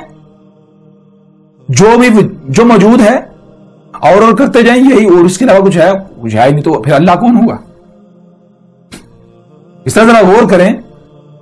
अल्लाह अल मोमिन, तो मोमिन का मानी क्या है? मोमिन तो कहते हैं कि वो जिसे जो हुक्म दिया जा रहा है उस हुक्म को दिल से तस्लीम करते हुए उसके ऊपर उसी तरह अमल करे जैसे हुक्म दिया जा रहा है। तो जो ऐसा कर रहा है वो अल मोमिन है। तो अल मोमिन क्या है? अल्लाह। यही बात मोहम्मद अलैहिस्सलाम ने कही कि जो भी अल्लाह का खालिस अब्द बन जाता है, अल्लाह का खालिस गुलाम बन जाता है। जैसा कि मिसाल के तौर पर देखें, आपके वजूद के अंदर हाथ आपका अब्द है, गुलाम है, ये वही करेगा जो आप इसे हुक्म देंगे। ऐसा नहीं है कि हाथ कोई काम करता तो आप कहें ये नहीं, ये हाथ ने किया है, मैंने नहीं किया। नहीं, हाथ जो भी करेगा आप कहेंगे ये मैंने किया। आंखें अगर आपकी अब्द हैं, आप ही के वजूद में अपने मकाम पर फिट हैं, तो इन आंखों का देखना आपका देखना। तो यही मोहम्मद अलैहिस्सलाम ने कहा कि एक जो खालिस अल्लाह का अब्द बन जाता है तो फिर अल्लाह उसकी आंखें बन जाता है जिनसे अल्लाह देखता है, उसके कान बन जाता है जिनसे अल्लाह सुनता है, उसके हाथ बन जाता है जिनसे अल्लाह पकड़ता है, उसकी टांगें बन जाता है जिनसे अल्लाह चलता है, उसके पांव बन जाता है जिनसे अल्लाह चलता है। भाई जब आपको पता चल गया कि हुआ यही वो जात है अल्लाह, तो जब जरा गौर करें, जैसे आपके जिस्म के अंदर हाथ अपने मकाम पर, हाथ वजूद के अब्द बन जाए, तो हाथों का करना, आपका करना, आंखों का देखना, आपका देखना, जुबान का बोलना, अपने वजूद की तर्जमानी, तो इसी तरह जब आप मोमिन, अगर आप में बोलने की सलाहियत है और आप अल्लाह जो वजूद है उसमें अपने मकाम पर फिट हो जाते हैं, तो आप तो अल्लाह की ज़बान हैं। आप तो फिर अपने ही वजूद की तर्जमानी करेंगे, अपना वजूद फिर ये 6 फीट का नहीं रह जाता। कुल हुआ अल्लाहु अहद, वो अहद, वो वजूद, फिर अपने वजूद की तर्जमानी की जाएगी। कहा जाएगा देखो ये दरख्त, पहाड़, जमीन, ये इनमें ना छेड़छाड़ करो, ये मेरा वजूद है, इनमें पंगे ना लो, इनमें छेड़छाड़ ना करो, फसाद ना करो, मेरे जिस्म को छेड़ रहे हो ना छेड़ो। कौन बोल रहा है? जबान नहीं बोल रही, ये 5-6 फीट का बशर नहीं बोल रहा, अल्लाह बोल रहा है। ये बशर तो भाई उसकी जबान एक टूल है। इसी तरह अल्लाह क्या है? अल्लाह अश-शकूर है। अल्लाह का इसम अश-शकूर। शकूर किसे कहते हैं? शकूर तो शुक्र से है। शुक्र के मानी क्या है? शुक्र के मानी है जो कुछ भी अता किया गया, जो कुछ भी दिया गया, उसका उसी मकसद के लिए इस्तेमाल करना जिस मकसद के लिए दिया गया। तो शकूर हाल का सिगा है, वो जिसे जो कुछ भी अता किया गया, जिस मकसद के लिए दिया गया, उसी मकसद के लिए इस्तेमाल कर रहा है, वो क्या है? वो अल्लाह है। यानी अगर आपको जहानत दी गई, बोलने की सलाहियत दी गई, सोचने समय की सलाहियत, कुछ करने की सलाहियत, कुछ माल दिया गया, औलाद दी गई, कुछ भी असबाब वसाइल दिए गए, अगर आप इन सब का उसी मकसद के लिए इस्तेमाल करते हैं जिस मकसद के लिए आपको दिया गया, तो आप क्या है? शकूर। तो शकूर क्या है? अल्लाह, और कोई है ही नहीं, अल्लाह ही का वजूद है। आप अल्लाह का वजूद हैं। आप जो भी काम कर रहे हैं अल्लाह है, अल्लाह काम कर रहे हैं अपने आप की सूरत में, आप अल्लाह का उज़्व हैं। जैसे आपके वजूद में हाथ हैं, ये हाथ तब तक आप कहें हाथों का करना, आपका करना, जब तक ये हाथ आपके गुलाम है। हाथों का काम क्या है? अपने वजूद की देखभाल करना। इसी तरह मोमिन का काम क्या है? ये जो अपना ही वजूद है इसकी देखभाल करना, किसी को छेड़छाड़ ना करने देना, अपने वजूद को बचाना। ये है अश-शकूर अल-मोमिन। अब इससे वाज़ेह कुछ हो सकता है? और इसके अलावा कुरान में दर्जनों आयात हैं, सैकड़ों आयात हैं। मिसाल के तौर पर जरा गौर करें, कुछ और आयात आपके सामने रखते हैं। सूरा अल इनाम की आयत नंबर 3 में बिल्कुल 2 टोक और वाज़ेह अल्फाज में लिखा हुआ है। क्या लिखा हुआ है? वहुवल्लाहु फिस समावाति व फिल अर्दी। वा और हुआ क्या है? अल्लाहु, अल्लाह है, फिस समावाति व फिल अर्दी, आसमानों और जमीनों में जो कुछ भी मौजूद तुम्हें नजर आ रहा है या नहीं आ रहा नजर, जो भी मौजूद है ये क्या है? ये अल्लाह है। इससे भी वाज़ेह कुछ हो सकता है? अब भी अगर आप अल्लाह को कायनात अलग और अल्लाह अलग आसमानों पर चढ़ाकर बैठे रहेंगे तो आप अपनी जुबान से दावा कर रहे हैं कि अल्लाह अहद नहीं वाहिद है, अल्लाह का शरीक है। आप अपनी जुबान से दावा कर रहे हैं अल्लाह ने वलद अखज़ कर लिया। फिर इससे سے بھی آگے بڑھیں. پورے قرآن میں بار بار کیا کہا گیا؟ زمین و آسمانوں میں جو کچھ بھی یہ اللہ کی آیات ہیں. آیت کی جمع آیت کسے کہتے ہیں؟ آیت تو کہتے ہیں کہ پورا وجود چھپا ہوا ہے، وجود کا چھوٹا سا حصہ سامنے ہے. جیسے مثال آپ کا پورا وجود چھپا دیا جائے، صرف ہاتھ سامنے ہے، تو ہاتھ کیا ہے؟ اگر آپ کا نام عمران ہے تو ہاتھ عمران کی آیت ہے. آیت مطلب کہ یہ اصل وجود نہیں ہے. اصل وجود تب تک سامنے نہیں آئے گا جب اس کے پیچھے نہیں پڑا جائے گا. اس کے جب پیچھے پڑیں گے تو یہ بازو کی طرف لے کے جائے گا، آگے آگے آگے، جہاں تک کہ پورا وجود سامنے آئے گا. پھر پتا چلے گا کہ یہ عمران ہے، عمران کی آیت ہے. اسی طرح زمین و آسمانوں میں جو کچھ بھی یہ اللہ کی آیات ہیں. یعنی آپ جب ان میں غور و فکر کریں گے تو سامنے کون آئے گا؟ اللہ کی ذات سامنے آئے گی. یہ اللہ کا وجود ہے. آپ کو جو کچھ بھی نظر آ رہا ہے یہ اللہ کا وجود نظر آ رہا ہے. قرآن نے جگہ جگہ یہی بات کی گئی، لیکن کوئی ماننے کو تیار ہی نہیں ہے. بار بار یہی کہا گیا کہ یہ کفر کریں گے، مان نہیں رہے کہ یہ اللہ کی آیات ہیں، مان نہیں رہے. بھائی اللہ کی آیات ہیں تو مطلب کیا ہوا؟ پھر اللہ کا وجود ہے نا. لیکن کوئی بھی نہیں مان رہا. سب کہتے ہیں نہیں جی یہ سب کچھ اللہ نے ہمارے لیے خلق کیا، لہٰذا ہم چھیڑ چھاڑ کریں، پنگے لیں، جو چاہے کریں، کوئی فرق نہیں پڑتا. اللہ بار بار کہہ رہے تم اللہ کے ساتھ دشمنی کر رہے ہو. اس طرح غور کریں. قوم نوح ہلاک ہوئی، قوم عاد، قوم شعیب، قوم صالح وغیرہ جتنی قومیں ہلاک ہوئیں، آل فرعون وغیرہ، اللہ کہہ رہا ہے ہم نے ہلاک کیا. تو ہلاک کس نے کیا؟ اگر آپ دیکھیں تو ہلاک تو طوفانوں نے کیا، زلزلوں نے کیا، سیلابوں نے کیا. تو پھر اللہ کون ہوا؟ بالکل واضح ہو جاتا ہے. اللہ کہہ رہے ہیں ہم نے ہلاک کیا. تو کیسے ہے؟ جب مثال کے طور پر غور کریں، اگر آپ کی ٹانگ کو کوئی چھیڑ رہا ہو، اگر آپ کے بازو کے ساتھ کوئی چھیڑ چھاڑ کر رہا ہو، آپ پہلے تو اسے زبان سے منع کریں گے، بھائی نہ کر، یہ میرا وجود ہے، نہ چھیڑ. تو اگر وہ زبان سے باز نہیں آتا تو پھر ظاہر بدل لاتوں کے بت باتوں سے نہیں مانتے، پھر ہاتھ حرکت میں آئے گا، لات حرکت میں آئے گی. ٹانگ کو چھیڑ رہے ہیں، کوئی چھیڑا ہے ٹانگ کو، تو پہلے زبان سے منع کیا جائے گا، اگر نہیں مانا تو پھر ٹانگ حرکت میں آ جائے گی. بالکل یہی جب اللہ کی آیت میں چھیڑ چھاڑ کرو گے، اللہ کے ید کو چھیڑو گے، اللہ کے ہاتھ کو چھیڑو گے، اللہ کی آیات کو، تو پہلے تو اللہ زبان سے سمجھائے گا نہ چھیڑو نہ چھیڑو نہ چھیڑو نہ چھیڑو، اللہ ہے اللہ ہے، اللہ کے ساتھ دشمنی کر رہے ہو. اگر زبان سے نہیں باز آتا تو پھر ظاہری بات ہے پھر لاتیں حرکت میں آئیں گی، ہاتھ حرکت میں آئیں گے. اب ذرا بتائیں پھر اللہ کیا ہوا؟ بالکل واضح ہو جاتا ہے، بالکل واضح ہو جاتا ہے. پورے قرآن کو اٹھا کر دیکھ لیں، آپ کو جگہ جگہ واضح ہو جائے گا کہ اللہ کیا ہے. جیسا کہ مثال کے طور پر سورہ الحشر کی آیت نمبر 19 کو لے لیں، وَلَا تَكُونُوا كَالَّذِينَ نَسُوا اللَّهَ فَأَنسَاهُمْ أَنفُسَهُمْ. وا اور لا نہیں، تا جو بھی تم کر رہے ہو، کیا کر رہے ہو؟ کون ہو رہے ہو، کیا ہو رہے ہو؟ کالذین ان لوگوں کی طرح ہو رہے ہو، نسو جو بھولے کے بھولے ہی رہ رہے ہیں. حالانکہ جو بھول چکے تھے اسے یاد کرنا ہے، لیکن بھولے کے بھولے ہی رہ رہے ہیں. تو کیا تھا جو بھلا دیا گیا تھا جسے یاد کرنا، جسے بھولے کے بھولے ہی رہ رہے ہیں؟ اللہ تھا. اور آگے دیکھیں، فا پس آ کیا نساہم، فانساہم پس کیا ہے جس کو تم جو اس وقت موجود ہو بھولے کے بھولے ہی رہ رہے ہو، جو تمہیں بلا دیا گیا تھا. انفسہم تمہاری اپنی ہی ذات، اپنی ہی ذات کو بھولے ہوئے ہو. تو اپنی ذات کیا نکلی؟ پیچھے کہا جا رہا ہے کہ جو تمہیں بلا دیا گیا تھا اللہ، آگے کہا جا رہا ہے جو تمہیں بلا دیا گیا تھا وہ تمہاری اپنی ذات ہے. تو اپنی ذات کیا نکلی؟ اللہ. یہ وہ وجہ ہے جس وجہ سے اللہ نے پورے قرآن میں کسی رسول کو انسان نہیں کہا. اللہ مومن کو انسان نہیں کہتا. کیوں نہیں کہتا؟ اسی وجہ سے نہیں کہتا. بھائی انسان اللہ کی ضد ہے، اللہ ہے یا انسان. انسان کا مطلب انسان کا معنی ہے اپنے ہی آپ کو بھولا ہوا. مثال کے طور پر آپ سے سوال کیا جائے کہ آپ کون ہو، تو آپ کہیں گے میں تمہارے سامنے کھڑا ہوں، یہ 5-6 فٹ کا جسم.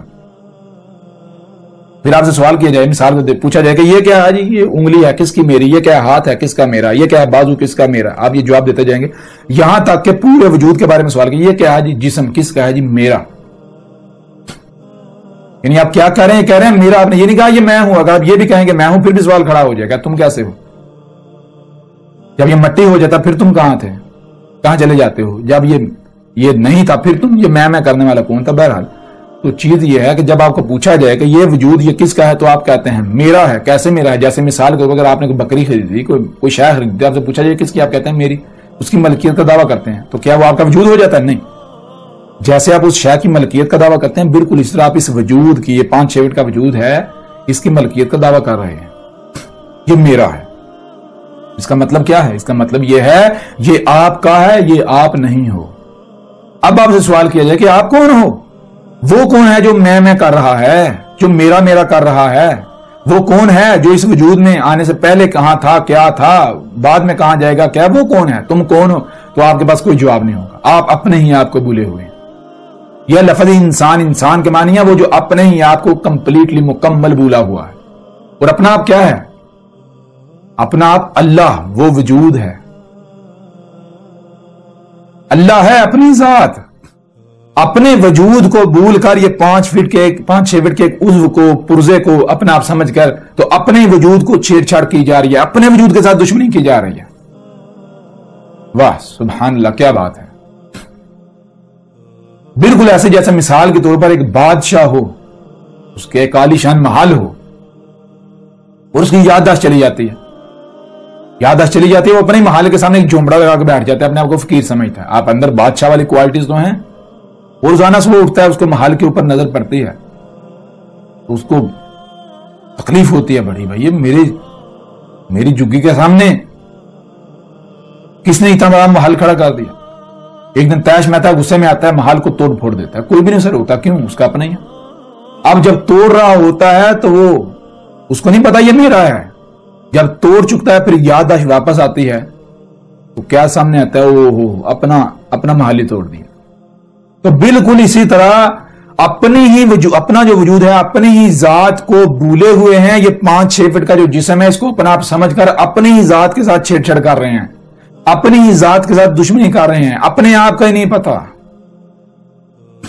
یہ وجہ ہے جس وجہ سے اللہ نے کسی رسول کو بھی انسان نہیں کہا۔ انسان کا مطلب ہے جو اپنے آپ کو بھولا ہوا ہے، اور جو انسان نہیں ہے وہ کیا ہے؟ وہ اللہ ہے۔ یہی تو وجہ ہے جو اللہ قرآن میں کہتا ہے کہ اللہ اور اس کے رسول میں فرق نہ کرو۔ فرق کسے کہتے ہیں؟ فرق کہتے ہیں الگ الگ کرنے کو۔ بھائی اللہ اور اس کا رسول ایک ہی ہے، یہ چیز ہے۔ کیسے؟ بالکل ایسے جیسے آپ کو بتایا کہ آپ کے وجود کے اندر زبان ہے، اس زبان کا بولنا، اگر آپ پورا وجود چھپا دیں اور زبان سامنے ہے، زبان بول رہی ہے، تو کیا زبان بول رہی ہے؟ زبان کہہ رہی ہوگی مجھے بھوک لگی ہے، زبان کہہ رہی ہوگی میرے پاؤں کو نہ چھیڑو؟ نہیں، وجود بول رہا ہے۔ زبان تو ایک ٹول ہے، ایک عضو ہے جو اپنی ذمہ داری پوری کر رہی ہے، وجود کی ترجمانی کرنی، تو وجود کی ترجمانی کریے۔ بالکل اس طرح رسول جو ہوتے ہیں وہ اللہ کی زبان ہوتے ہیں، وہ اپنے وجود کی ترجمانی کرتے ہیں۔ رسول کی پہچان ہی یہی ہوتی ہے کہ دیکھو یہ جو بات کر رہا ہے کیا اپنے وجود کی بات کر رہا ہے، اپنے وجود کی ترجمانی کر رہا ہے۔ یہ وہ وجہ ہوتی ہے، وہ وجود بول رہا ہوتا ہے رسول کی صورت میں، اللہ بول رہا ہوتا ہے۔ جیسے مثال کو آپ کے پاؤں میں اگر درد ہو رہی ہے، کوئی پریشانی ہے، کوئی تکلیف ہو رہی ہے، تو کسی دوسرے کو اس وقت تک پتہ نہیں چلے گا جب تک آپ اظہار نہیں کریں گے۔ اظہار کیسے کریں گے؟ زبان سے۔ زبان وجود کی ترجمانی کرے گی۔ بالکل اس طرح رسول اللہ کی زبان ہوتے ہیں، اللہ کی زبان جس کا کام ہوتا ہے اپنے وجود کی ترجمانی کرنا۔ اللہ بول رہا ہوتا ہے رسول کی زبان پر، کائنات کے انگ میں کہاں وجود میں کہاں کیا ہو رہا ہے، کیسے کیا ہو رہا، سارا نظام، یہ ہوتی ہیں چیزیں، اللہ بول رہا ہوتا ہے۔ اس وجہ سے رسول کی باتوں میں اختلاف نہیں ہوتا، تضاد نہیں ہوتا کہ ایک ہی موقع پر 2 ڈیفرنٹ باتیں کی جا رہی ہیں، یہ بھی اور یہ بھی، یہ کیسے؟ یہ دونوں ٹکرا رہی ہیں، ایسا نہیں ہوتا۔ یہ وجہ ہے جس وجہ سے اللہ سبحانہ وتعالیٰ کہتا ہے فَلَا يَتَدَبَّرُونَ الْقُرْآنَ، واضح ہے القرآن کا مطلب یہ حاضر القرآن لے لیا۔ القرآن کا مطلب یہ جو بھی آپ پر کرا کیا جا رہا ہے، جو بھی آپ پر پڑھا جا رہا ہے، آپ کو سنایا جا رہا ہے، دیکھو ذرا اس میں تدبر کرو، کیا اس میں اختلاف ہے؟ اگر اختلاف کثیر ہے تو وہ اللہ کے ہاں سے نہیں ہے، اور اگر اختلاف نہیں ہے، ربط ہے اس میں، تسلسل ہے، تو وہ اللہ بول رہا ہے، اللہ کلام کر رہا ہے تم سے، اللہ پڑھ رہا ہے تم پر، اللہ تمہارے اوپر حق واضح کر رہا ہے ایک بشر کی صورت میں۔ تو بہرحال یہ چیز ہے، جب آپ کو اللہ کا پتہ چل جائے گا، جب آپ کے اوپر اللہ واضح ہو گیا تو پھر کوئی سوال نہیں رہے گا۔ اب جب کہ واضح ہو گیا کہ اللہ کیا ہے، تو پھر ملحد ہوں یا مذہبی طبقہ ہو، دونوں کے دونوں کی زبان کٹ جائے گی، دونوں کے دونوں کی زبان کٹ گئی۔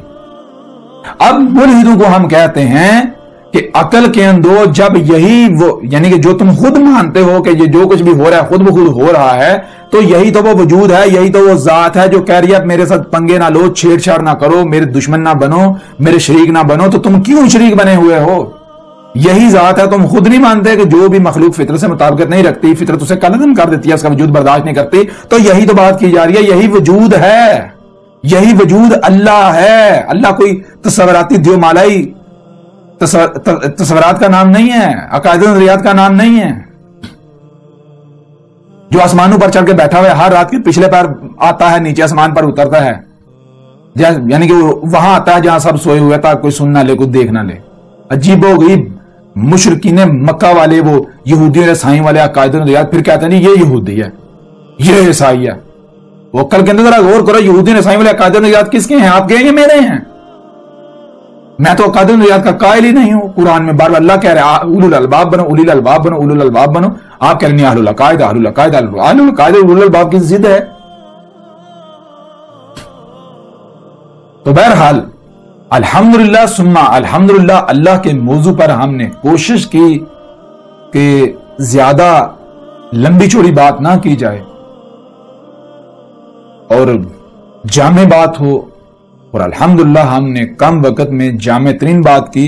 اور اللہ کے موضوع پر آئندہ آگے چل کے مزید جو بھی آپ کے سوالات ہوں وہ آپ سوالات بھیجیں، تو ایک ایک سوال کا جواب دیا جائے گا، ایک ایک سوال کا ہر پہلو سے واضح کیا جائے گا.